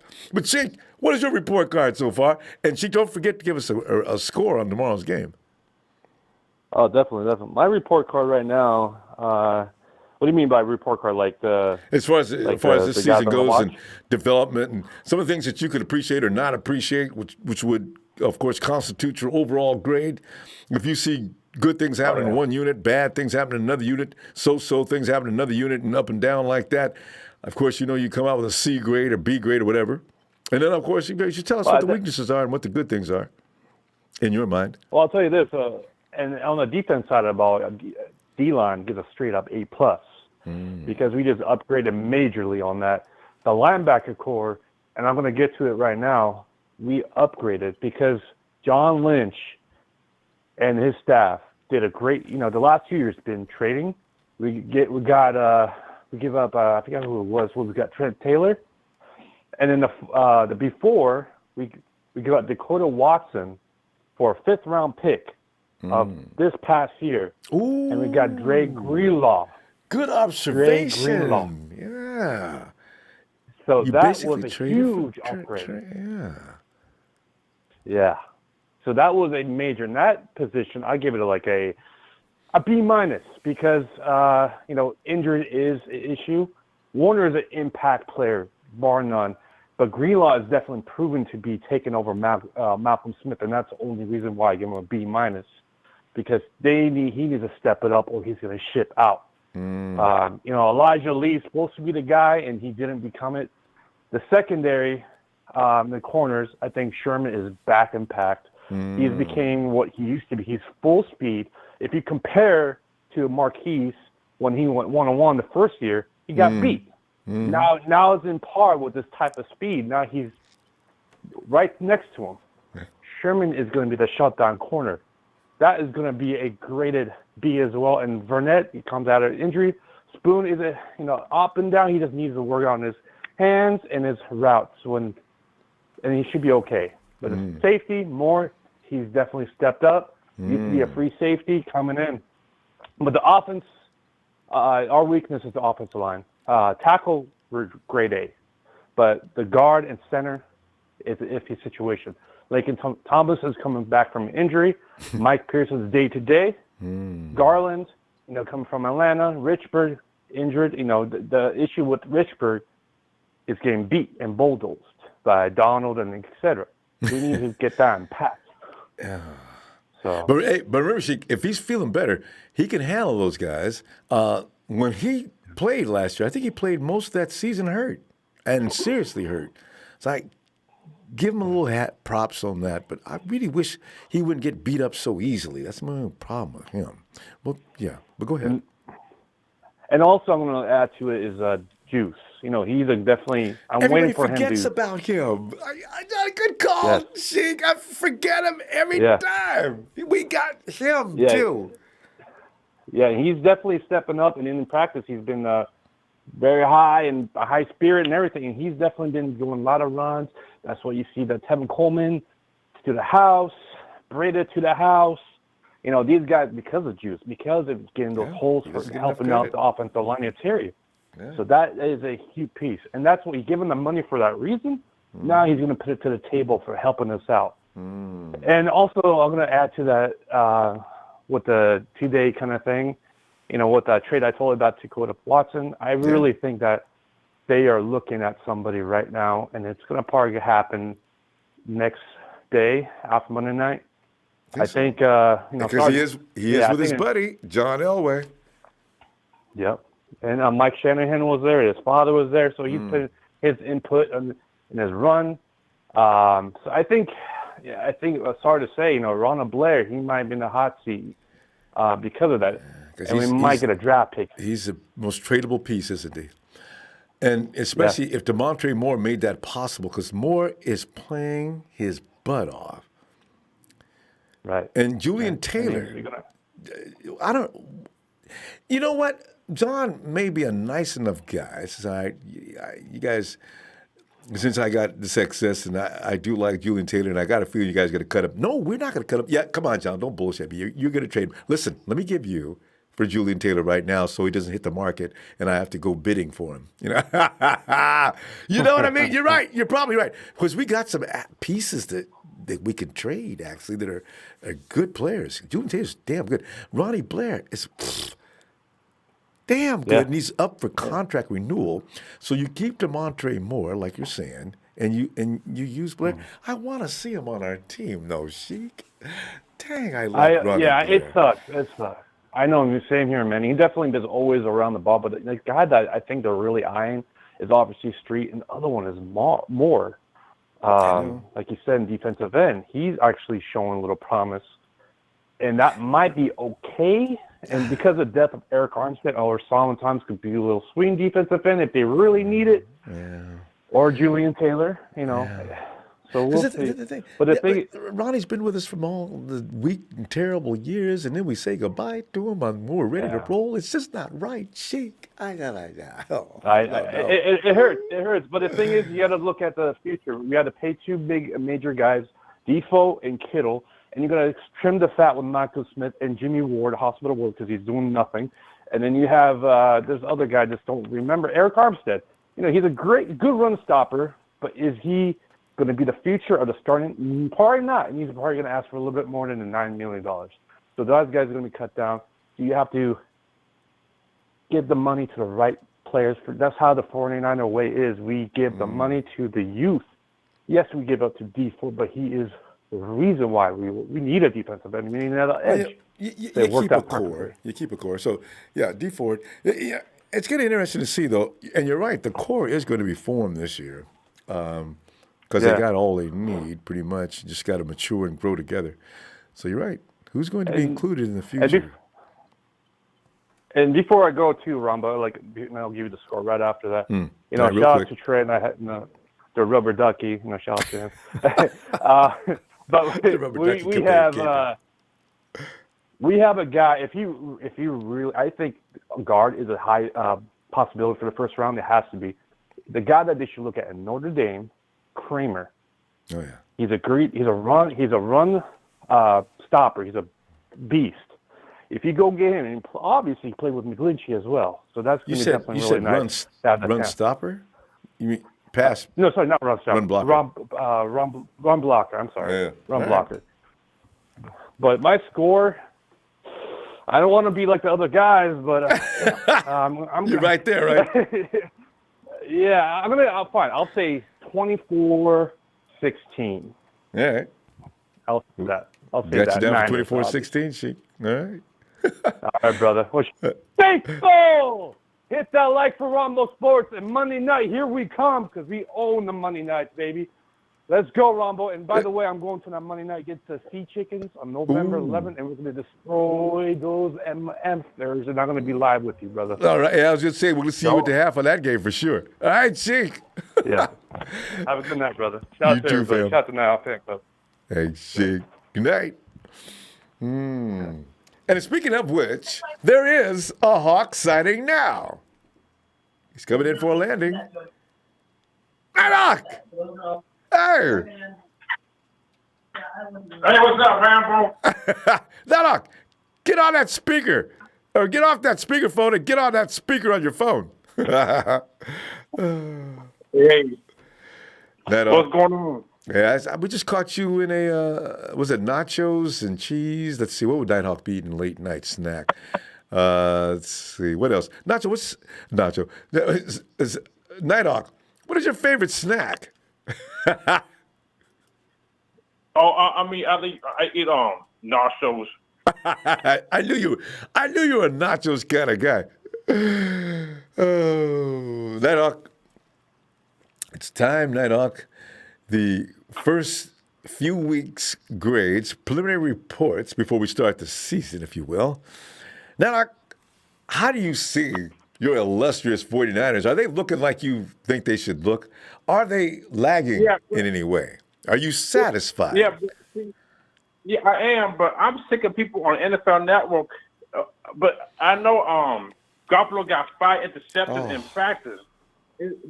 But it's only a practice. And now, So nothing else he's why, done. Why would you? Go Why ahead. would you count that? I'm saying, why would you count that? It's just a practice. And then he say nothing. When he had a great practice, nobody said nothing on the NFL Network any place else. Has one bad practice, and here we go. Blow it all up. That's who he is. I mean, they're talking about it on NFL Network.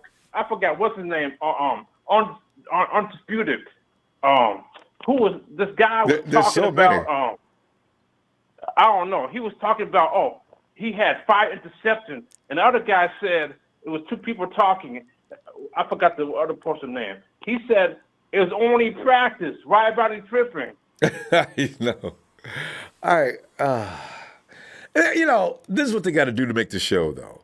They got to, if you're going to talk about the 49ers, send panic. It would be boring for them to sit there and say, well, we only had one bad practice out of a lot of good practices. One guy was backing the 49ers up. The other guy was backing them up. They do that on purpose. But what do you remember him saying? Huh? What do you remember that you appreciated that he said? That it's just one practice, right? He was talking about it's only practice. People gonna mess up on practice. That's why it's called practice. You make your mistakes in practice. You look at the film. You work on them, and you make sure they don't happen again. And you know what?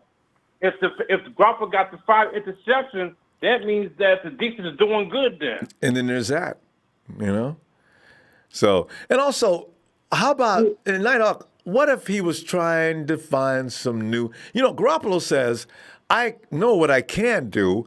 Let's see some of the things that I'm not sure if I can do. So he's out there maybe experimenting, maybe putting the ball through too tight a window. Maybe the timing on the route was wrong. I mean, he needs to step out of his comfort zone and do some other things. If you fail, that's okay. You can look back and see what you failed on and make the adjustment. Right? It's just practice. It's just practice. Everybody comes and say, he got 5 interceptions. I'm like, okay. It ain't the first time. It's not like he did it in real. It's not. It's not like he got 5 interceptions in the real game. Right. It's just a practice. He's not going to run those kind of risks in a real game, first of all, unless he knows and proves to himself and in practice that it can be done. So maybe I'm not happy about that. See, I'm not happy when they put the team down like that. They pissed me off. Well, they'll get over it, and they'll get over it soon too, because it's going to be a long time before anybody sees Jimmy Garoppolo throwing 5 picks, and especially in a row. To see 5 picks in a game is probably not going to happen. Yeah, but I want the 49ers to shut all these people up. To shut them up. All these people who talking bad about the 49ers, I want the 49ers to shut them out, close. Win that Super Bowl. Win the whole thing, and they will shut the heck up. Yeah. And they'll be saying all kind of nice things after that, Nighthawk. We don't need to believe it, though, because they'll be putting on the face like, well, we knew the 49ers, we saw them in camp, and their roster buildup has been phenomenal this year, and Jimmy G's got a grasp of Kyle Shanahan's offense like a 5-year veteran. So the 49ers, you pretty much see this coming. Oh, now you can pretty much see it coming, huh? You guys didn't see it coming a few months ago. Shut up! It's going to be our time, Nighthawk. Yeah, I'm telling you, it's gonna be our time because we're gonna shut all these NFL people talking about. They're gonna be open their fucking eyes. Now, if you're gonna give a grade though, from what you've seen so far, as far as the 49ers camp and everything and getting ready for one preseason game, what grade between A and F were you gonna give them? I'm gonna give them an A. Ooh, all right. There you go. Nighthawk's, he's seeing nothing but good things. That's good. All right, Nighthawk. Nighthawk, what's the score for tomorrow night's game? Oh, that's gonna be hard. Yeah, I know, 'cause you only got the starters in it for a few minutes. Yeah, I'm gonna say 49ers 24, Denver 14. That's everybody likes 24. That's the magic number right now. All right. Nighthawk, appreciate you, fam. Let me give you the holla. Nighthawk!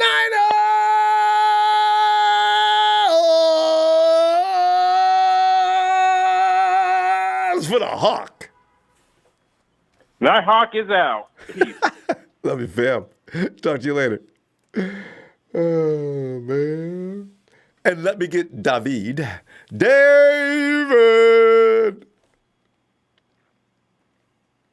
Hey, Ronbo. David, man. I'm glad you got in tonight because I'd love to hear your grade, your system of acquiring that grade or coming up with that grade. I mean, Dave, and don't forget to give us a score on tomorrow night's game. Okay. Well, grade, I would say BB plus, more or less, B plus. All right. Score, that's 42-14. 42. Boy, that's going to run a mock. Buck Wild. I think Mullins and the other quarterbacks are going to be Deacon and Duncan. And one thing that, it's kind of been bugging me a lot, Ronbo. Dante Pettis, come on, guys. Okay. What were his stats last year? What was Dante Pettis' stats last year? How many receiving yards did he have and how many touchdowns? Preseason last year, he didn't blow up until after week 1. No, in general, during the season. And during the season, what were his stats? True. And okay, and he didn't have much help, right? Remember that. That's right. He didn't have much help, and he played very well against the Seahawks. And very well against the Vikings, actually. That's right. So you add Debo and Jalen Hurd, and that takes off even more pressure off of Pettis, which is going to make him very dangerous. So people say, he's not tough enough. Man, last year he played very well. He was getting hit. He was running routes. He was playing against every single team last year. That's true. I didn't see anything bad about him not being tough enough. He played. He has a year under his belt. Yeah, that's true. So all this about that we don't know this, it's all crap. It's all crap. If anything, I think it's going to be great for him to add Debo and Jalen because it's going to open that much more for him and for our Captain America, our tight end, Kittle Corn. That's a good name for Kittle. Captain America. Because I like Stone Cold Kittle, but Captain America, that fits him. Hey, David, I just want to say one thing, though, about Dante Pettis. Yeah. You know what the problem is, too? Last year, we saw one Pettis last season, and we've seen the conservative, be careful, I'm going to be ready for the rest.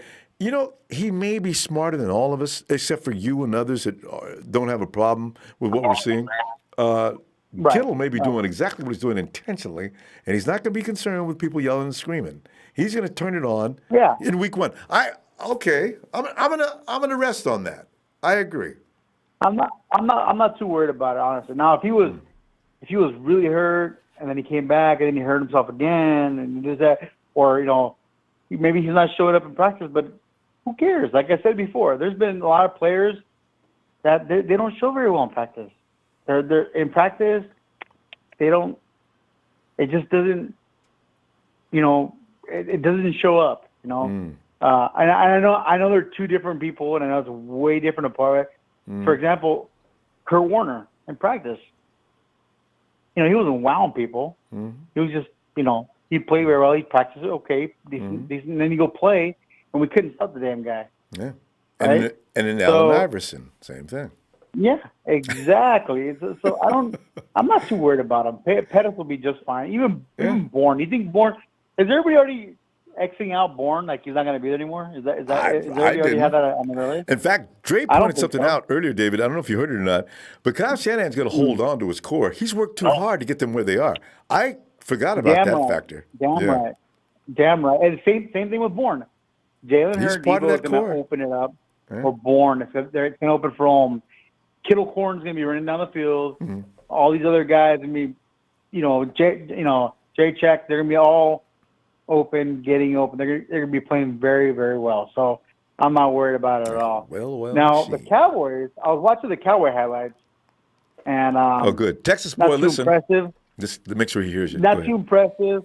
And I did notice something. A lot of those guys on those sidelines were all wearing ankle bracelets. Why is that? I don't get that.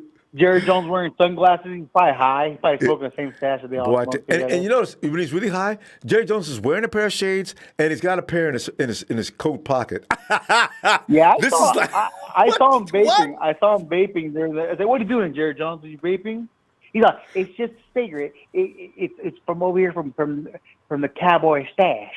You know, so yeah. Oh my God! Boy, that's straight up pimp. You know what I mean? Boy, this is funny. Yeah. But I'm not too worried about it. But yeah, I think we'll be just fine. I think tomorrow we'll see a lot, but it's still vanilla. It's still preseason. Like I told you before in our last chat. We won't really know, but I feel confident until the first game of the season. Really. So. Yeah. That's my take on it. But, that's a good take too, and you made me calm. I am now thinking a little further into the Dante Pettis situation. I think you're right. I really do. We've seen this before. I wouldn't worry about him. And we know how this movie ends. I wouldn't worry about it. I mean, even the best of the best, sometimes they just don't practice well. It just doesn't, you know. It doesn't. Here's a question for you. You take. Here's a question for you. As you mentioned, Jerry Jones up there vaping. Verlin Wolf wants to know, was Randy Gregory sitting next to him? Randy Gregory was wearing a hat with the dark glasses, with the raincoat, pretending that nobody was watching summer. him. But he was the one bringing the fashion. Yeah, summer sweating. He smelled like a skunk when he walked in, so you know what he was doing. You know? Oh man, boy, David. yeah. Oh man. All right. So Dave's got 40. Well, how many points you say, Dave? 42-14. Yeah. 42-14. There you go. All right. 42-14. Yeah, and then I think that's going to be it. But yeah, I'm feeling good now. Now I am worried about losing some defensive linemen. Man, there's too much talent. Yeah, I know. Some guys we've become attached to. I don't want to see Ronnie Blair leave. Yeah, we should call them the Horde. I know, man. That's the Horde. The front line is the Horde. I mean, that's what they do. And then the back. Our defense in the back, the corners and safeties, it's going to be like the Bermuda Triangle because balls are going to be getting lost over there. You know, they're going to be like, what happened to that football? I don't know. What happened? I don't know. Number 25 was in the area, but you know, it's got to be a triangle. With the ball. But David, you got to call it the golden triangle because you know what? Everybody's going to know when you say triangle what you're alluding to, but you got to give it the golden flavor. If we call it the golden triangle, then all the Cowboys are looking for the pot. We don't want that. That's true. We got to go, David. It's called the crimson triangle. Okay, I like it. I got a nicer ring to it anywhere. All right. Yeah. David. And then, everybody, good night. Everybody have a great night. Fuck the Rams. Fuck Rudy. You only scored 3 points, and they're broke. And also, Big Show, keep your head up. Bourne will be there. And he's going to score a touchdown for you. Okay? And, I don't know what else to say, but, I mean, I don't have a ringtone like everybody else, but you have a great night. You too, David. Talk to you hopefully tomorrow. Night, David. Yeah, and then Jimmy G, stay away from the hose. All right. Okay, bye. Some of these guys have left marks, haven't they? Night, David. And this just in. Look, Dave, have a good night. Check it. I'm reading it. Okay, Dave. It looks like DK Metcalf will have knee surgery. According to the report, it says on an injured knee, but head coach Pete Carroll doesn't think he'll be out very long. Tom Pelissero of NFL.com reported that Metcalf didn't suit up Sunday's preseason game in Minnesota due to a sore leg. But not much is known about the injury. While Carroll's outlook makes it seem minor, it's always best to be cautious anytime surgery is involved. What? Is there a plan B? I don't know what kind of role Metcalf was playing, but if he's got a knee injury, you can assume he's not going to be in for the first 2 to 3 games, minimum. And, he's such a heartbreaking story. Let's just, from a section to the fact that he's wearing that ridiculous Seahawks uniform. This kid has really worked hard from that emotional night of being drafted as late as he was and some of the things he went through to get to where he was. It's a very sad situation. This is why I say, when we look at our injury situation, it pales in comparison to lots of teams this year. So we're not bad. Most of our guys are coming back soon. Even the guy that everybody hates and predicted he would be a mess all year long, Bosa is going to be back possibly by week 1, but for sure no later than week 2 or 3. Although it's going to if the 49ers are winning going into week 3 or win the home opener, or they'll go ahead and maybe bring Nicky B out for the home opener. But there's no need to hurry him back. There's no need to hurry any of our guys back, actually, with the depth they've built. 49ers, this is a very intelligent rebuild. Let's get on up. I think we got an East Coast call. Hey, Lamont!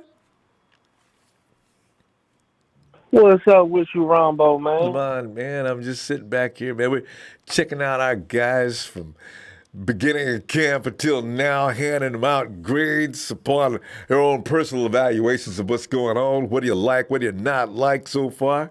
And Lamont, as you're giving out that report card, make sure to give us your score at the end of it all as well for tomorrow night's game. All right? Hey, it's all you, Lamont. Oh, it's all good, Ronbo, man. Thanks for having me, man, sharing your platform with us, man. Well, just overall, man, I kind of agree with all the rest of the callers, man. I think I'll give our score, man. My grade, my report card would be a B overall. One of the things that that I liked was the fact that, like everybody was just talking about, as far as just dealing with the depth. You know what I mean? I think that we did a fantastic job of rebuilding our talent pool compared to what we had over the last 2 or 3 years and things of that nature like that. I wouldn't give us a perfect grade because of just the injuries that we had. I would like to see more of Nick Bosa. I would like to see more of D Ford. Just the penalties that we had during the preseason week 1, way too many penalties. And things of nature like that. And then just overall, sometimes the offense dominated, sometimes the defense dominated. So just as a fan, you would just like to see consistency on both sides. But I'm definitely excited, man, for real football week 1. Yes. Tampa Bay type football. Game planning, strategies, everything every team's got. Let's deploy that. We want to see. Oh, I think we're going to be delighted. I'm telling you, man. Kyle Shanahan ain't got the scale down. He ain't got to water the book down. He ain't got to dumb it down because everybody out there now, most of them, should I say, they already know what Kyle's been cooking for the last 3 years. This is why this is going to be one exciting season. Yeah, and I really think, as far as dealing with Cal, and I think the rest of the league, notice that too, is that everyone knows that Cal is a good coach, man. Oh. But no matter how good of a surgeon you are, you ain't gonna be as good, man, without you making sure that you had the proper tools. Oh, and that's what Cal didn't have. Cal didn't have the proper tools, man. And so because of that, that's the reason why that his record is the way that his record looked. Because he just didn't have the proper tools. But I think he's really excited out there. I think he's really excited to get everything week 1, man, because he knows that he has the proper tools now. Mm-hmm. And NFL's about to find out about his tools, too.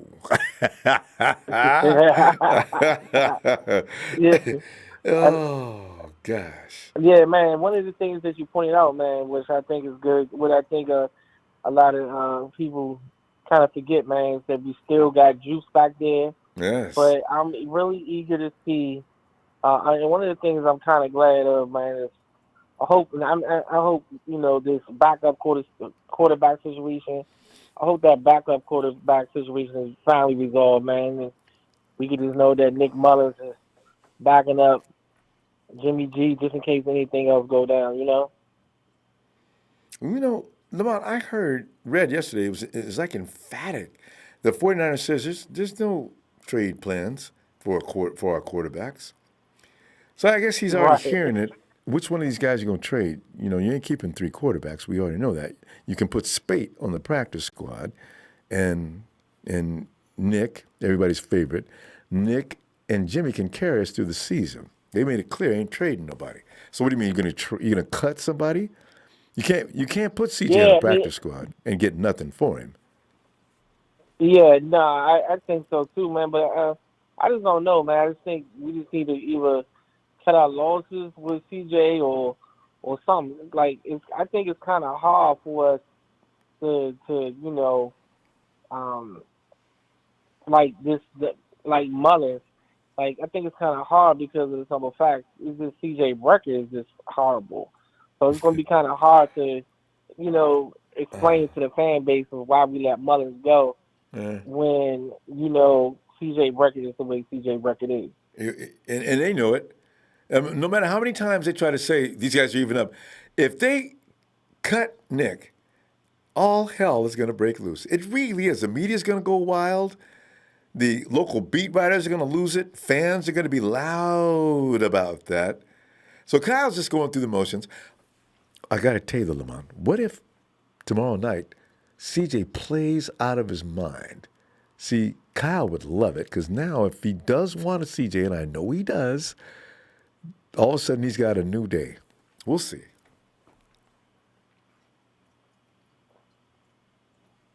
Lamont? Did we lose you? We lost Lamont. Okay. All right. We didn't get Lamont's. We got his score, though, didn't we? All right. Kyle Baker says, I'm predicting 49ers 35, Broncos 14. Let's go Niners. Niner Rich says 49ers 24, Broncos 10. We're recording all this stuff, so, we're giving out props. Everybody loves that 24. Slimmy Long, 52, 49ers 38, Broncos 7. Somebody gave him, other than David, 30-something points. G. Smith, 21, Niners, Broncos 10. And keep in mind, you got to temper these scores because the lesser talents are going to be on the field a lot of the second half. But if Kyle is serious about putting CJ in first and of course following him up with Nick Mullins, do you know what Nick Mullins going to look like against third and fourth tier players? He'll tear them apart. I kind of look forward to that, actually. The Stingray is 49ers 35, Broncos 14 with 2 INTs. Scott Hen says 49ers 35 and Broncos 17. So, is Lamont back? Okay. Hey, JT! Yes, first. And of course, following him up. JT? Let's see, it's the delay, and finally he'll hear his name. We'll wait till he hears that. Well. I kind of look forward to that, actually. The Stingray, 49ers 35, Broncos 14 with 2 INTs. He's sweet. And Broncos 17. I can't wait to see what happens when he hears his name. Okay. Hey, JT!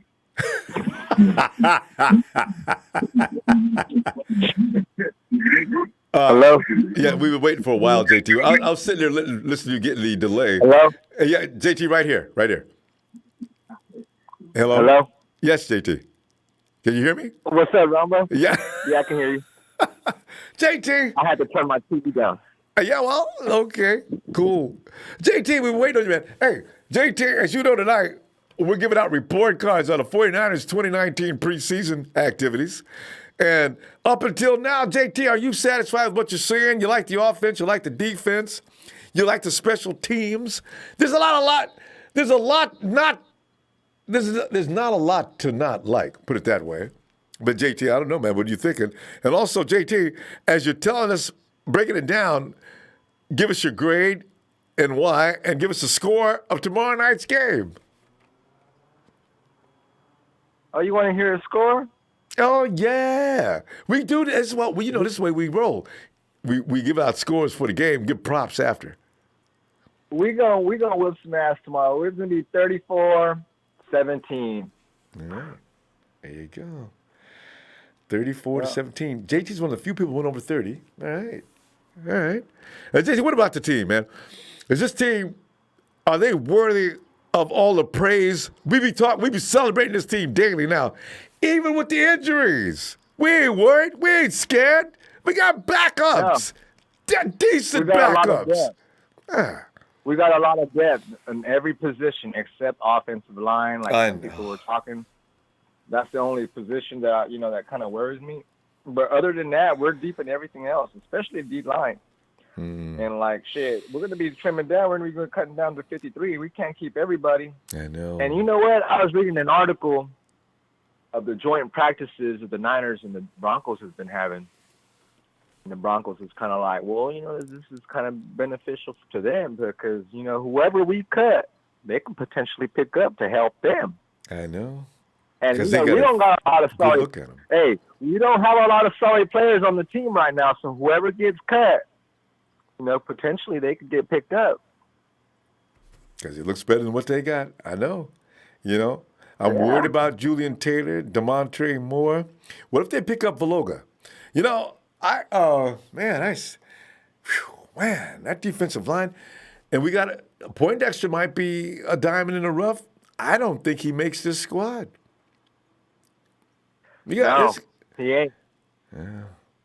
He really ain't. Even though I like to put him in a practice squad, but he'll get plucked. He'll get picked. Alshar? Yeah, as I think it's Aziz Alshar. I like Alshar Aziz. He's got hustle too. It's too bad, linebackers. That's pretty much filled in. So it's going to be a shame to see a lot of these good players walk. But that's at the same time, that's a good problem to have, Ronbo. Yeah, well, yeah. Somebody, who knows though? Somebody might get rid of the wrong offensive lineman. A lot of offensive linemen that are faster, they're not as heavy, but they can get out in space and they can block. A lot of teams don't play that kind of offense. So Kyle Shanahan and company are going to be keeping an eye on who hits that wire. Now, we're up high on the list, so we can get first priority pick, right? So if a good offensive lineman is out there, I think the 49ers, for what Kyle likes to do, may pick somebody up. We'll see. Yeah, I'd like to see him do so because we need some depth. We need more. We need some more meat. Yeah, I just don't know who it would be though, because good offensive linemen don't get cut. No, they don't. They sure don't. It's pretty rare. But we need a good, solid backup. And we'll be in the draft, first round, third round next year. Boy, they're gonna be picking up guards and center. Like, man, they gotta think, what's going on with 49ers? They think they don't need nothing else, huh? All right. Right. Hey, Ronbo, you want to hear a prediction? Yes. I'm gonna give everybody a prediction. I think all the quarterbacks. I think even CJ Beathard, to me, for whatever reason, he just kind of stood out to me a little bit better than he did last year to me. So far, I don't know. I think he's gonna ball out this year, tomorrow too. I think all the quarterbacks is gonna be putting up some good numbers. You wait and see that, and I think I don't know. I think it's I forgot where I was going. I was going to say something else. You get it. No, I did hear you when you said CJ's right. I'm predicting CJ has a good game tomorrow night too. So you ain't alone. I can see that. Yeah, because he just threw an interception just like Nick Mullins. I mean, he could have did worse. I wasn't expecting that. Yeah, Mullins. That's why, to me, Mullins got hit. It's a little different though. CJ threw it right to the guy. Mullins was under pressure and didn't see that hit coming. That ball waffled out there. He threw a duck that they picked off. It's not something you could probably just break down in that fashion. But see, the stats say they're even. And one of them needs to pull away so every little stat can't be compared in this game tomorrow night. We'll see. Oh, that's clearly Nick Mullins. Nick Mullins is going to pull away. We all know that. But Yeah. I think I'm just all I'm saying is CJ. He looks better. He looks a little bit. He looks a little bit more polished. That's all I'm saying. He was making decisions a little faster. He was, and he didn't look awful by any stretch, but does he look better than Mullins? And do you trust him over Mullins? That's what ends up happening when you're looking at both of them, right? That's my thing. And I even say we're gonna have at least one interception tomorrow. Yeah, well, maybe. It'd be nice if they didn't, though. So. Yeah. Who's going to throw it? I think we're going to pick them. Say that again? Who do you think is going to throw that INT? You got to think about it. I think Joe Flacco's going to throw that INT. Oh, I thought you meant on our squad. Oh, Joe Flacco? Yeah, they picked up the kid that the Giants I thought were going to pick up in the what's his name? Drew Lock. Yeah, I thought the Giants go for Drew Lock. He seems like the heir apparent type but the guy they got now, the Giants, he's actually out playing Manning from what I read. What was his name? Their new quarterback. Roberts or something like that. Anyway, he's doing a good job. Drew Lock he's okay, but he's not setting the world on fire over with hey, Bobo, there's not a team in the NFC. Well, I'll take that back, except maybe the Saints. But other than the Saints, there ain't nobody that really intimidates me. I just have confidence in the team. Because you got that, we got a defense now is why, and we already know the offense is capable. When those two elements are together, you can feel strong. Now we got a team. Yeah. So, JT, we got to go though. Even if Matt LaFleur and Aaron Rodgers were to get along and we're on the same page, I think we can beat them. And I think that poor guy's gonna get fired because. I mean, we're talking. Rodgers is publicly saying bad things about. That's a bad sign. Anyway, fam, I'm gonna see tomorrow. JT. We just got JT's score. JT, give me one more time with your score. 34-17, 49ers. We're gonna whip their ass. Yeah. All right, fam. I'm looking for you tomorrow night. All right, Niner Empire. Yeah. Hey, and Niners knock them cold. 49ers. 31 Broncos. That is our goal. You get the award tonight for the best shot. That's BRONC space HOES 0. It's a shutout. William Roberts says 49ers 30, Broncos 10. And Jim Thurl, hey Jim. He says I went to my bank Friday. Dude behind the counter was sporting heavy red and gold. I said with pride, way to represent the Empire. He just gave me a Ronbo smile. That's real nice, Jim. Glad you added to more of our members, or Niner Empire. ATM Stacks, 27-12. Niners with 3 takeaways. Boy, if they do that, they will hit a milestone, because that'll mean they have that capability. They show it now. It's only going to continue to get better. Chris Smith, 49ers 23, Broncos 17. Steve Fox, 49ers, woo! I'm surprised somebody didn't think of this sooner. Steve Fox went back to the Super Bowl score, 55-10. Steve Russo. What's up, Ronbo? Hey, Russo. Man, just having fun tonight. Breaking over what we've been through the last, what we started in April, May. Yeah, we've been going through. Here we are in August, knocking at the door of a new season, giving out grades. And I know you're a guy that looks real close. So nothing got past you for your grade we're looking forward to. And also, Russo, give us that score for tomorrow night. Did you post yours up already? If not, you can give it to us now. No, I did not. All right. Russo, give us a rundown on what's going on here so far. Overall, I I give the Niners a solid B right now, just from where they've gone from last year to this year. I've said it many times. I don't know why, but people don't give John Lynch any credit, and he completely transformed this franchise from just the dumpsters to hope. Like this But team they do give him is lots clearly on of the rise. flack. Yeah, I agree. Yes, team is clearly on the rise. I love Kyle Shanahan. I love what he's about. I was a fan of his dad's when I was growing up. Like I always kind of liked Mike Shanahan. I'm an offensive guy myself, and the fact that we have this defense that is so elite, and we arguably, since probably that '94 Super Bowl team, this is probably the best combination of offense and defense that we've had, honestly. Like, I agree. And it's like defense is up there. The defense is looking like it's up there. We got to see it all come together still. It's really early to kind of, I'm not comparing the two, but I see the potential of it being something like that. And offensively, Jim Harbaugh's offense is pretty good. I mean, you got to give him credit the way he used Kaepernick, and he kind of revived Alex Smith's career. But Kyle Shanahan's on a whole nother level offensively, and he was putting up numbers with way less talent. And if Jimmy G can come back healthy, I'm really excited what's going to happen here. But as for tomorrow, I guess I'm really looking for three things. So, number one, the most important thing I'm looking at, I really just want to see how Jimmy G looks. I want to see if he looks comfortable.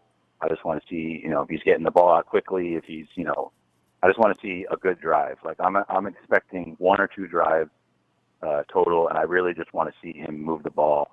Like I don't even care if we score or don't score. If he can just put a nice drive together, that would be a very good sign. So I'm definitely looking for Jimmy G. Number two, I'm looking at is these penalties. Now I forgot about that. 18 penalties. Yeah, it's ridiculous. So I would say, baby steps. I would like to see. I mean, when all said and done, you're having good games. You know what I mean? Sometimes you have 5 penalties or less and 50 to 80 yards maybe, like at most. I would say let's cut the penalties in half. I do not want to see a 10 penalty game. 9 penalties is the most that we can have tomorrow. Do not approach last week's record cut it number. in half. Agreed. Yes. So I want to see 9 penalties or less. That's if I was making a goal for the 49ers tomorrow, I would say you cannot have more than 9 penalties, which is still high. I mean, we can all agree that's extremely high. But after last week, it's really small. Yes, exactly. So that, and the other thing that I'm looking for is just everybody to get out of this game healthy. I just don't want to see any more significant injuries. Anybody who's playing, like even these bubble guys, like these Demontre Moores and Valawagas, and even like guys that we're expecting to make the roster, but maybe are depth guys like Marshall Harris, and I just don't want to see any injuries at all. I mean, I'm throwing out names out there, but I don't want to see any injuries tomorrow. So hopefully we can get out of this game injury free and come home with the win and limit the penalties. And I want Jimmy G to look good, and I would consider that, regardless of the outcome, I would consider that a very successful week. I fully agree. Oh, God, yes. Like you say, he doesn't need to score a lot of points. I just want to see him move the ball. I want to see if he looks comfortable out there, if he's moving around like we remember before. I agree. Fully. Yep. I would even like to see one play where maybe the play breaks down and the correct thing is to take off. And I want to see him get that 8 to 10 yards and get out of bounds or slide. Like I would like to see that. I don't want him to be running, but like Kyle said, if the play dictates, hey, there's running room, that's what you're supposed to do. Then take it out. He's a mobile guy. Yeah, that's what you do. You get your 7 to 10 yards and you get out of bounds or you get down, and that's proper way to quarterback the game. So if something like that comes down and he does that properly, I mean, it's never been an issue before. I mean, it's only happened once, but I would like to see him just kind of shake those cobwebs and not really and second look guess natural. himself. Exactly. Yeah. I think you'll see. Remember that too. early in training camp. Remember the day 1 or day 2. Remember he took off running, and we were all kind of talking about that. Everybody freaked out. He's not. Yeah. He's not fragile. I mean, when you heal up, you heal up, right? In some cases, it's probably stronger now than it was before you hurt it, but people don't believe that. Absolutely. Doctor always says that. Absolutely. Yeah. He's more likely to probably tear the other ACL than the one that he already tore. Absolutely. That's the way it works. If it's going to happen, it'll happen. Yep. Yeah. I want to, from what you just said, though, I would like to see also in those plays where the play breaks down, this is the difference between Jimmy G and in quarterbacks like Jared Goff. He has the wherewithal and the IQ to go ahead and make something out of nothing. And these are the kind of quarterbacks that go to the Super Bowl. So I want to see that maybe once tomorrow. Would be nice. Absolutely. And then as for the game itself, my prediction, I don't really see a lot of points, and I don't think Denver's getting in the end zone the entire game because I just don't. Good. I really don't think they're scoring because Joe Flacco is not going to lead them to a touchdown drive. It's just not happening. Our defense, especially early on when our best players that are available are out there, like I'm hearing Buckner might play a little. I'm hearing maybe Armstead might play a little. So some guys that didn't play last week, I'm expecting maybe Warner might play a drive or two. So I'm expecting our defense to completely lock down early on. And then, like, you're talking a rookie in Drew Lock who hasn't really looked that good early on. And the depth of our defense, like all the way down to the third string, is out of this world. So I think that it's going to be similar to the Dallas game. So for my prediction, I say – no, I mean, worse for the Broncos. Oh, for the opponent, yeah. So my prediction is we get one more field goal and allow one less field goal. So I say 20 to 6, 20 to 6, San Francisco. There you go. Russo breaking it down as to why you could expect a 20-6 score, and it made all kind of sense, too. I forgot. The Broncos probably not as potent as those silly Cowboys when you think about it. No. And if you look at their first two games, they haven't scored very much. Yeah, so there you go. Against worse teams. All right. So, good stuff, Russo. We're looking for you tomorrow so we can justify this score and say, Russo was absolutely on the money with that. All right, bro. Shout out to you, Ronbo. Shout out to my TNT fans, the whole Nighthawk fan club, everybody in the chat. Appreciate everything, and I'm ready. I'll see you. I'm sure you're going to be on tomorrow, right? Oh, absolutely. Wouldn't miss this. Oh, I never will miss these. I'll see you tomorrow, bro. All right, Russo. Looking for you too. Have a good night. All right, you too. And let's go check out Mark. Hey, Mark.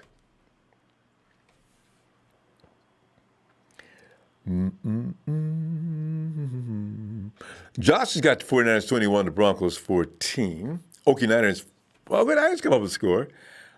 He says the Broncos 17, 49ers 24. Anthony Gonzalez, hey, what's up, fam? Salazar, 49ers, this is what's up. We coming tomorrow in prime time. We better bring that mindset. Agreed. All gas, no brakes, thumbs up. We got to bring that pass rush. It's going to be interesting to see, too, if the 49ers decide to bring some of the best guys in camp, and I'll keep Richard Sherman. Let's go ahead and get Richard Sherman and put Akello opposite him and Tavares to start the game. And that's a lot of pressure for Joe Flacco right there. He's going to be under a lot of pressure up front. I suspect that Warner will be on the field. And Quan will probably get – I don't know if they're going to put Quan in or not just yet. I think did he play last week? Greenlaw is definitely going to be in there. That's just as bad, it seems. Right? And so makes sense. Kentavious is going to be a monster. I hope they put him in on the inside. He's a DE, but interior will be his game. Oh, I know. And Mark from New Jersey. Mark? Yo, Ronbo, what's going on, man? I'm Mark, man. We're sitting out here judging and talking about people and doing it so much. And Mark, I don't know if you listened earlier, but these conversations result in changing minds. Mark, I'm not saying nothing else about Dante.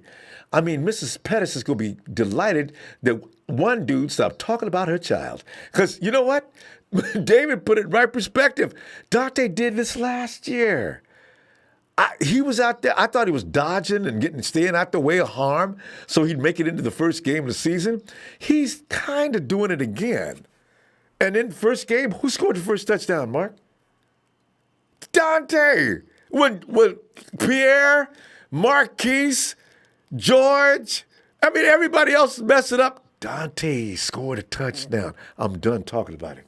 But, Mark, you could talk about it because this is your time. You give us a report card of the season so far, and when you get through doing that, give us your score for tomorrow night's game. All right? Definitely. I'm not going to put too much on Dante. I think it was clear in the draft when we took wide receiver in the second and third round, that was a need. When we were looking at trying to bring in Odell Beckham and we were looking at Antonio Brown, I think it was clear that was a need, that we didn't have a true number one. Does Kyle want Dante to step up and take that role? Absolutely. But he wants everybody to step up and take that role. So if Dante doesn't step up and he isn't the number one, somebody else will. Marquise Goodwin has looked great in the Broncos practices. We all know what Jalen Hurd did in the first preseason game. We all know what Deebo Samuel brings to this team. We still have George Kittle. So we have the weapons, and if Dante is relegated to the slot, we know what he can do there. If he does catch the ball, he can make great moves. We saw in the Seahawks game where, he took a quick pass and then, beat everybody on the Seahawks defense and took it for a long touchdown. So he can make those plays when we need him to. But I have a bone to pick personally with not even the media. I think it's more of the 49er fan base. I think we're putting a lot of stock into what we hear from reporters and things of that nature, as in regards to, the players, their ups and downs. If you're a fan of any team and you're listening to what the media says on NFL Network and what the beat writers say, you're always going to hear the ups and downs, because there's always ups and downs at every practice. And, a bunch of people have been talking about it tonight, Jimmy Garoppolo and his 5 interceptions. To me, that isn't a big deal either. I spoke last time I called in. I spoke to you, and one of the things that I thought was impressive was the fact that Richard Sherman saw that Jimmy Garoppolo was taking more chances. When you have a quarterback who doesn't have that many game starts, he only has 10 regular season starts. You kind of want him to push the envelope, but where's the best place for him to push the envelope and try everything possible? Practice. Yes. Practice doesn't count. Practice is important, but those 5 interceptions aren't on his stat book, and those 5 interceptions that he threw in practice against our defense that sees him every day, that doesn't give us a loss in the loss column during the regular season. So I think the fans need to temper the expectations. I think this is where we need to implore those brakes. Take your foot off the gas. Otherwise, yes. Press those brakes, because this is practice, and Jimmy is pushing the envelope this year because he wants to see, one, who he can trust, and 2, is he capable of making the throw?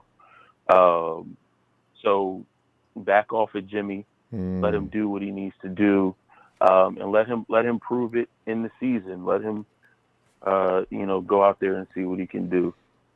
And then, hearing that while he was injured and rehab in the ACL, that he was actually able to sit down with Mike Shanahan and just talk football and get more knowledge and more in-depth detail of the system and how the system works. Jimmy has been doing everything that he can to make sure that the mental reps are there and make sure that he has the mental part of this system down. Now he just has to go out and do it. And I think because he has all of that knowledge, that's why you see him trying more things. And then just to spin it to spin it another way, everybody is putting this as a negative on Jimmy when nobody is lifting up and praising this defense.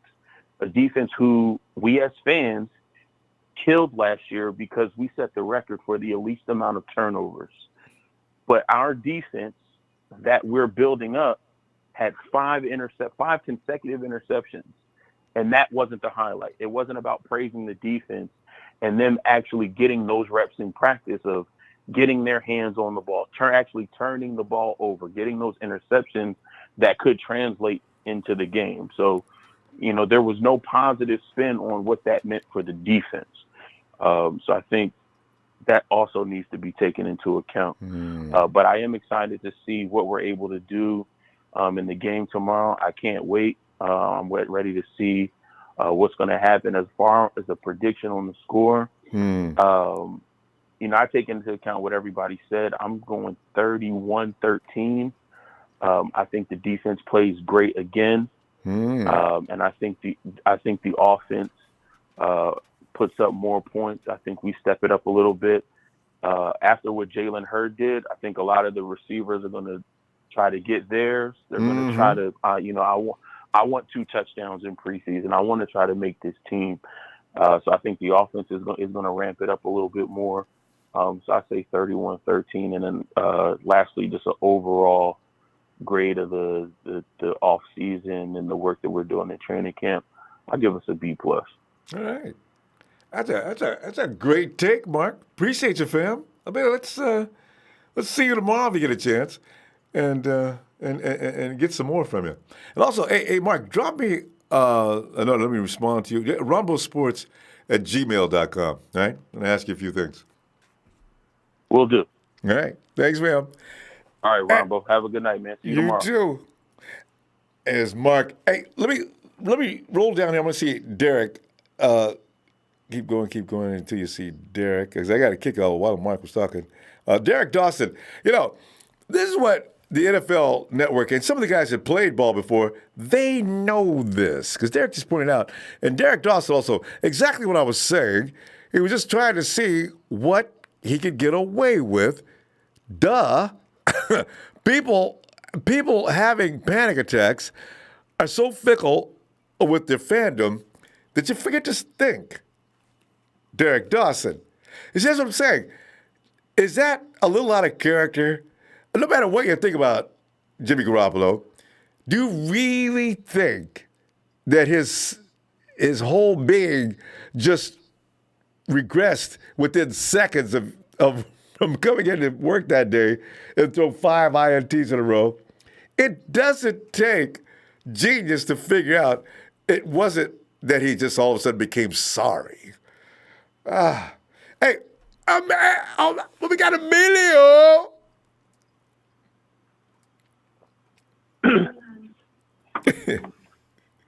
Yes. Emilio.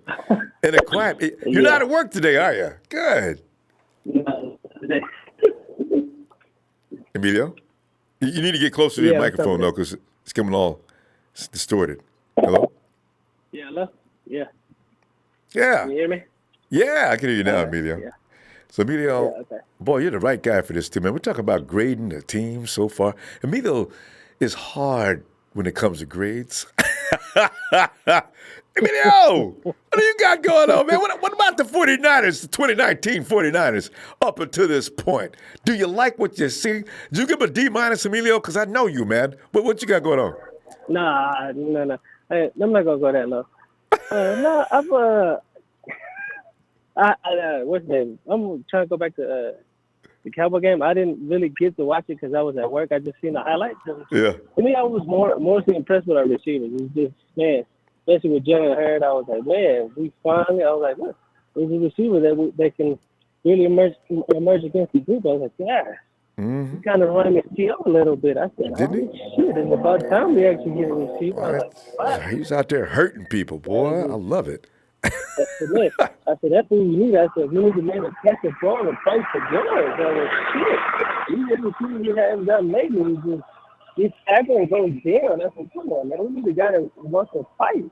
Mm-hmm. No, I'm mostly impressed with that. And well, my Boston receivers, I'm like, these guys have been trying to come out here and play. They need that. That was one thing that I was saying for years. We need a fucking receiver. We don't have that. How'd you feel about that receiver we kind of had? Oh, better. Good sound. How'd you feel about Debo then? He did pretty good. I just want to see a little more. I want to see him also fight like Jalen Hurd. See if he can fight for more yards. Try to get a touchdown. Did you see that catch he made over that dude? Yeah, dude was all up in his grill. Debo said, "No, this is mine," and he took it. That's one thing that I'm impressed with the receivers. We're trying to see if they maybe I can see more out of the man, because like I said, we haven't had that for years. And we got a guy can run. We got a guy can run a jet sweep in Debo too. he seems to have, that's going to be his thing this year. That dude, he runs that well. So we'll see. Emilio? Yeah. Yeah, And I was right. listening to what you were saying.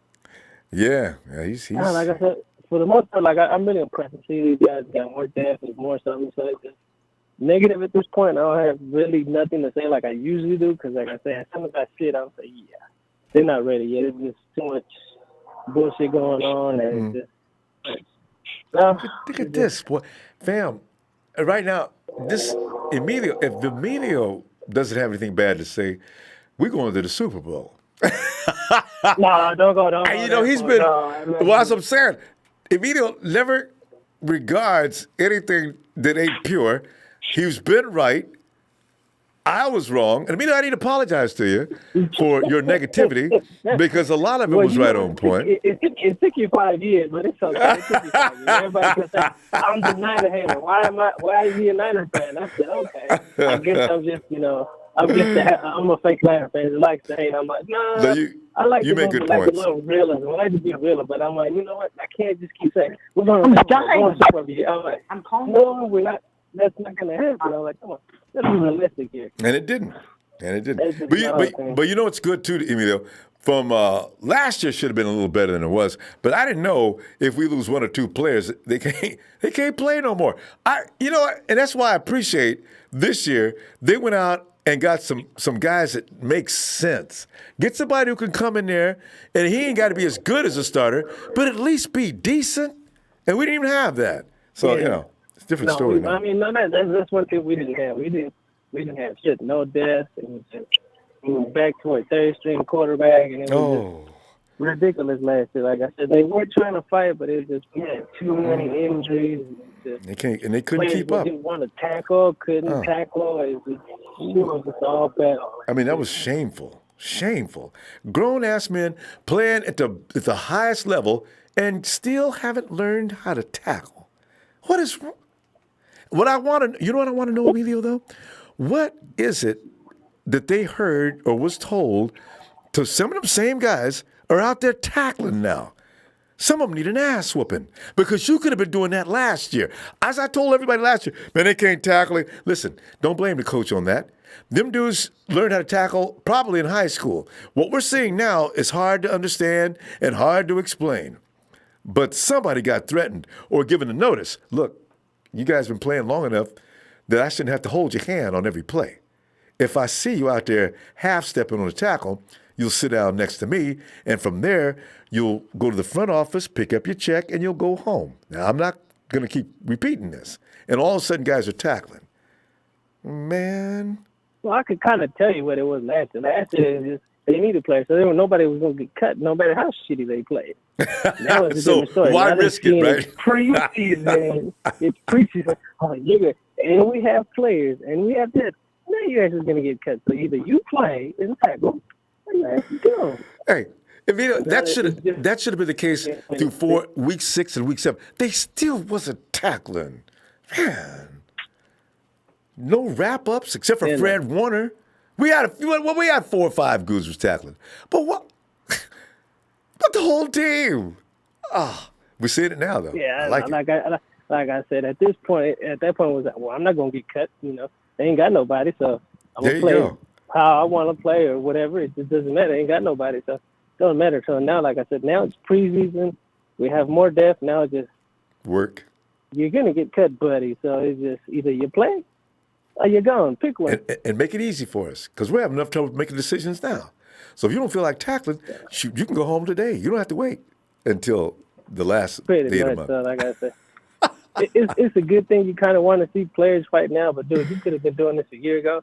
You could have guaranteed the spot last year, not trying to fight now, trying to worry about, am I going to make the team? I need to play my ass off now. I'm like, you got to do that when you need to, when there's nobody there and they need you. That's when the shit counts. Well, that's good. That's elegant. Video, good to hear from you, fam.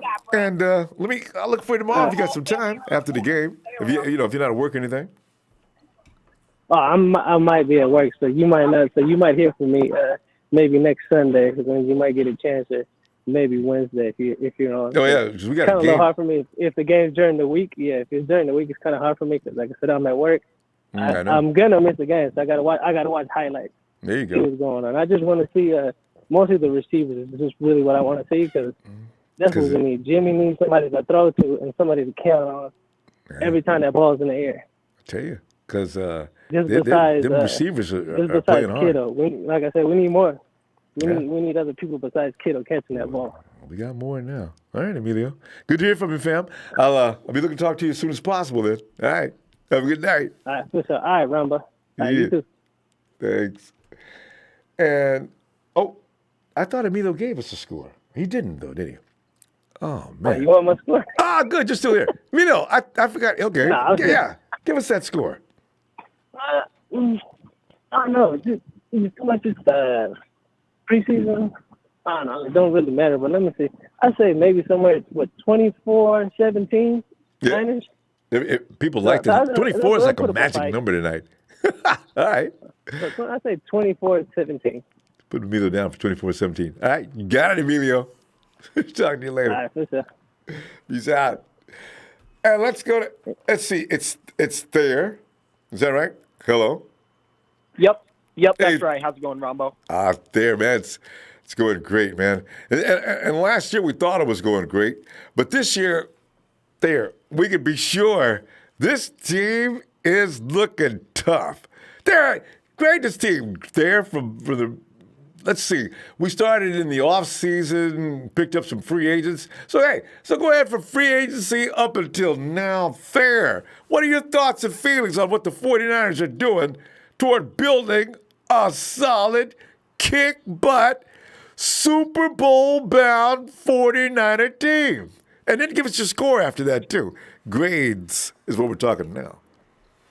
Ronbo, before we go any further, I have to address Nick Bosa's injury. Look, I don't see why we should push his injury, because people are saying, let's try to start him week 1 against the Bucs.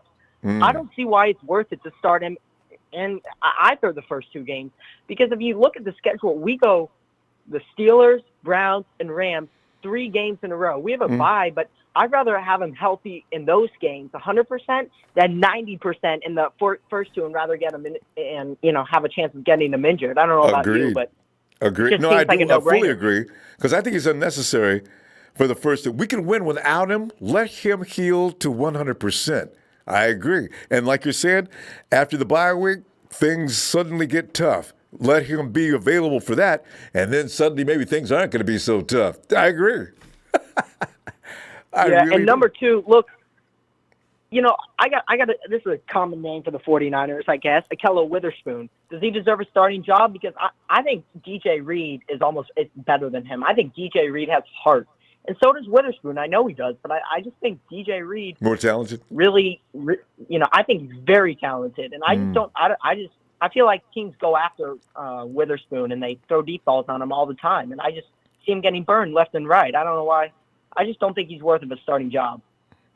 And he may, he's improved since last year. And remember, though, you're not going to see the same situation as you did last year due to the fact that the frontline defense is going to alter everything that happens in that secondary from what you've seen last year.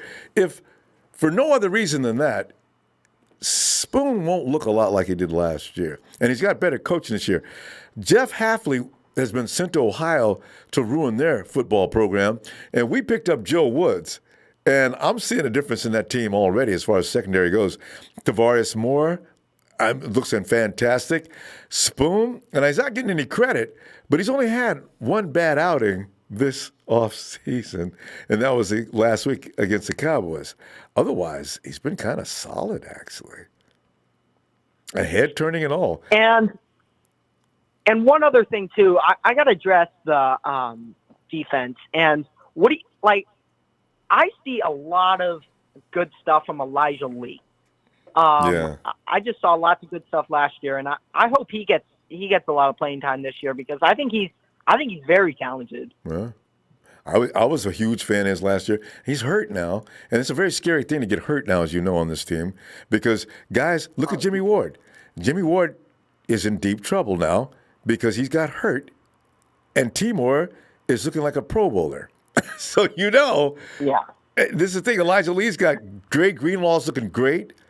Malcolm Smith has picked up his intensity. for reasons unknown. So, Elijah Lee's got an uphill climb when he gets back. I don't know how long it's going to be before he gets back, but yeah. Yeah, and final thing before I go, look, for tomorrow night, I'm looking strictly like the thing I'm looking for the D-line. I want to see those guys play. I want to see how much pressure we can get on their quarterback.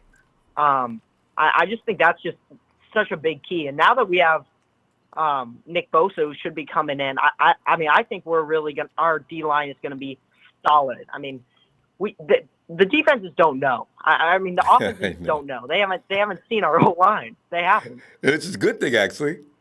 You're right. You know what? Since they've not seen anything of D Ford, and they know Bosa's good, but they don't know how good. So for Cleveland, who actually Bosa's already dropped Baker Mayfield back in college. It's going to be interesting to see what they do with that kind of heat coming in from the sides. And then there's Buckner. If you're going to take a step forward, that's not going to save you. Oh, I do enjoy the possibility here. And it's so great that they haven't seen it too, because you see these teams with great O-lines, year after year. Teams are eventually going to figure it out. Not always, but a good amount of the time, teams will eventually figure it out. But this year, I really don't think they have. What are you going to do? I think teams are going to be surprised. What can a team do? The only option you have is to take away the most dangerous defender coming off the line. Well, now you got three, and now they look like a doomsday defense. This is a throwback team. Back when the 49ers had defenses that there was nobody you could contain, you had to go one-on-one, mano con mano on every player. Look at the Dallas Cowboys' doomsday defense. These were guys, Merlin Olsen and the Rams. Oh, God, that was just really, those are the teams that had their way, and quarterbacks didn't last the whole game because some defenses are just overstocked to the point there's nothing you can do. So this is what's going to be. One thing, Ronbo. One thing. That D-line, they're feisty. We know it. But with these new rules on protecting the quarterback, they got to be careful. Just the rough and the passer, they got to be careful because I know they're going to get to the quarterback and they're going to have chances to sack, whoever the opposing team's quarterback is. But we're going to have to be careful. We can't get too. We want to be aggressive, but we got to be smart. Yeah. Penalties, as you know, are common sight for this team. You can't kill the quarterback anymore like you used to. You can't. When you tackle him there, it's so ridiculous now. Don't fall on him or a flag. Oh. It's a joke. They need to do something about it. It's a joke. On. It shouldn't be a flag. Maybe a warning, but a flag? Oh, anyway. Yeah. Well, they're good stuff, man. You got a score you want to offer? Yeah. I'm taking the Niners 23-21. I think it's going to be tight. Close. I think it's going to be a hard-fought game. I think I can see Jimmy. I want to see Jimmy. I want to see him. I want to see how he looks. I don't want him taking any runs. I don't even care if he can get 20 yards. I don't want it to step in front of the line of scrimmage. Just stay in the pocket, throw the ball, and so be it. And just I maybe don't want a him couple out of there series. for more than 2 drives. Yeah, that's enough. Yeah. Because he's going to play a lot next week. Let's not overdo it this week. Just to give the fans a little bit of a break because they want to see who he is in Denver and, of course, everywhere else. So right. For the tickets. So. The guy's played 10 games as a starter. Everyone wants to see the guy. Sure. So what can he do? And some of the NFL analysts and some of the people are really pissing us off. Well, they'll see something tomorrow, and let's see what the kind of spin they put on it. Because it just really, it's like Mark pointed out earlier, don't take the talking heads of the NFL seriously or else you're going to be pissed off all the time.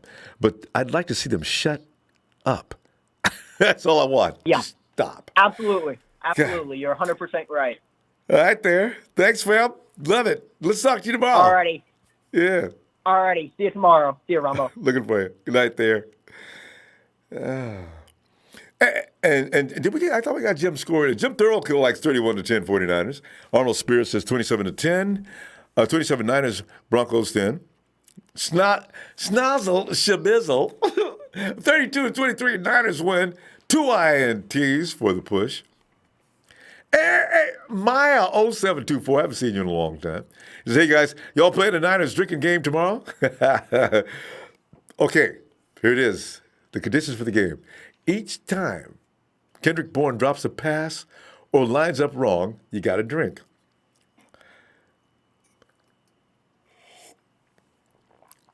Man, that's really not nice. You're talking about my boy Kendrick. He's not that inept. Come on. And he says, and when we get a flag, that's also a drink. Jay Anderson says 24-10 Niners. Daniel the Loose Cannon Delgado has changed his name. He said, hit me up with a shout out from the Bay Area to the Grand Rapids, Michigan. 49ers are ready to rumble, Daddy! Niners! And Vincent Johnson, 33-14 Niners. Looking to see how we do with penalties. Definitely shot themselves in the foot last week, didn't they, though? Kyle's not going to have that. You know, somebody got a whooping after that game. And not to mention getting cussed out. You know, this is the kind of thing when Shannon's being cool on the sideline. He says all the nice things to the press. But you know, somebody got called a bunch of dirty names in that locker room. Perry E. Howard, ready for a game tomorrow. My score is 27-13. And Jay Anderson, book it. If Niners win 5 games in the division and beat the Saints in the Superdome, Niners will go to the NFC Championship game. Because, I mean, who else is there? The process of elimination, well, we can develop that a little later. T.J. Syrup at Niners 17, Broncos 9. And it's possible because they're not going to be playing their blue chip players all game long. Matty S., 37-21 Niners. Broncos score late points that nobody cares about. Look out. Valoga comes into the game probably in the second half. All bets are off. Ready defense getting the break. If you Valoga on one side and DeMontre Moore on the other, it doesn't matter who's in the middle. Go ahead and put Contavious in the middle. Poppy Chulo. Come on, guys, let's be realistic. 36-13. We score ourselves a safety and at least one defensive TT. Poppy says that's more realistic than everybody else. 36 points. I love me some Poppy. Caesar Astorga says, hey, week 1, 49ers 24, Bucks 2. Caesar, hold on to that, man, because we can take them a couple of weeks. Eloy Montoya, I'm thinking 26-17. Arnold Spears, 27 Niners, Broncos 10. And take her down for 500, 31-13. There's a name. Barack O'Niner, 28 Niners, 1. Is it even possible to score 1 in the NFL? It's got to be Jersey Joe. Who else would come up with that level of humor? Mr. Blackeye says, hey, I went to the depth chart and I didn't see McKinnon's name on there. What happened? I don't know. I've not noticed that. I guess he's not really entered on that chart, but he should be somewhere, right? GOC, 49ers 31, Broncos 24. Lakers, Niners all day. Why do fans from other teams come to our Niner channel? Because they know the Niners are the real GOAT. And they don't have the real GOAT. I think Lakers, Niners all day. I'm kind of shy. Can't read that. Can you imagine? I am. Wayne Roberts, 27-10, 49ers. Rico, 49ers. It's Rico in New Jersey. Party, party, party, party. Rico, suave. Rico! Oh, Rico says 27-17. He didn't call him Broncos, he called him bronchitis. Mr. Black Eyes 22. The key I'm looking at for tomorrow's game is that O-line. How much protection is going for Jimmy G the blocking for the running game? 24-3 is my score. See, they can run block. That's the thing. The 49ers, there's issue with their protection, but they can get out in space and knock people on their ass. Wow. Maybe they should do that even on passing plays. Anyway, hopefully, as I say, everything's going to be coming out of play action, so it takes a little bit of heat off that offensive line. So I don't know if I'm going to be really scared about that just yet, because that run game is going to keep your defensive lines off balance a little bit, and then Kyle will probably take shots. It's all about timing and Shanahan's wisdom out there as far as calling the right plays at the right time. You don't want to put Jimmy in a dangerous spot. Although tomorrow they're running vanilla, so as I say, as Shanahan's already mentioned, if it looks like the offensive line is incapable, he's gonna pull Jimmy out immediately. And Junior Meadows, the 30-19 Niners win on Monday night. And easy the third, 16-0, Niners win. Clarence Molina, 33-27, solid B for this team. Clarence giving grades out for evaluation up to this point. Fluffy Ninja, what's up? He says, what's good?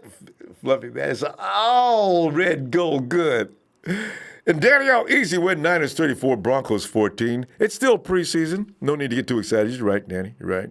And Mr. Know-It-All has 24-19 Niners. No, he's made a correction. 24-13 Niners. All right. All right. And so, Ian Sharp, 30-14 Niners. And look at Kiki Warren says 21-0. D pitches a shutout. Jimmy cruises for the first TD, and then CJ and Nick come in and finish it up. Spade comes in and gets him 1-2. You are like Mullins. You forget all about the third stringer until now. Spade's got all the tools, though. Look at that size. I really hope they let him throw a ball. He'll play week 4, I guess. 49ers and Rockets ride at 34-17 Niners. And remember how we used to go through all the scores all season long, and there would be those who would pick the other team to beat us?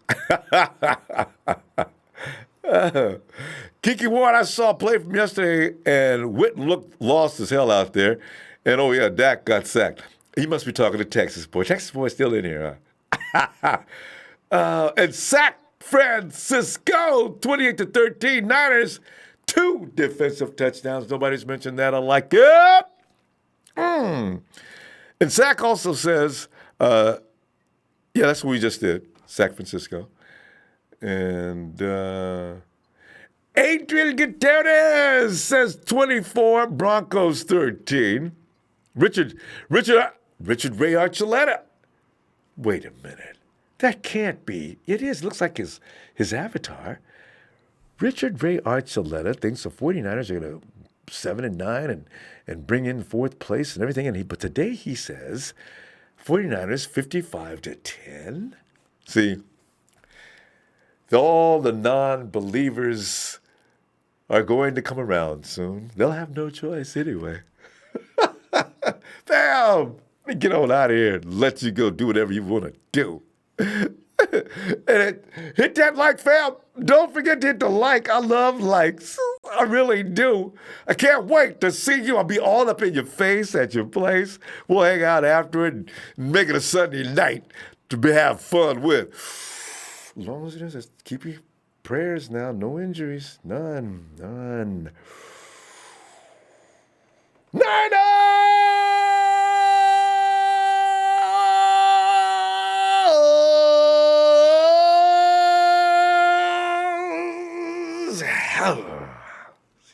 Night, Elisa.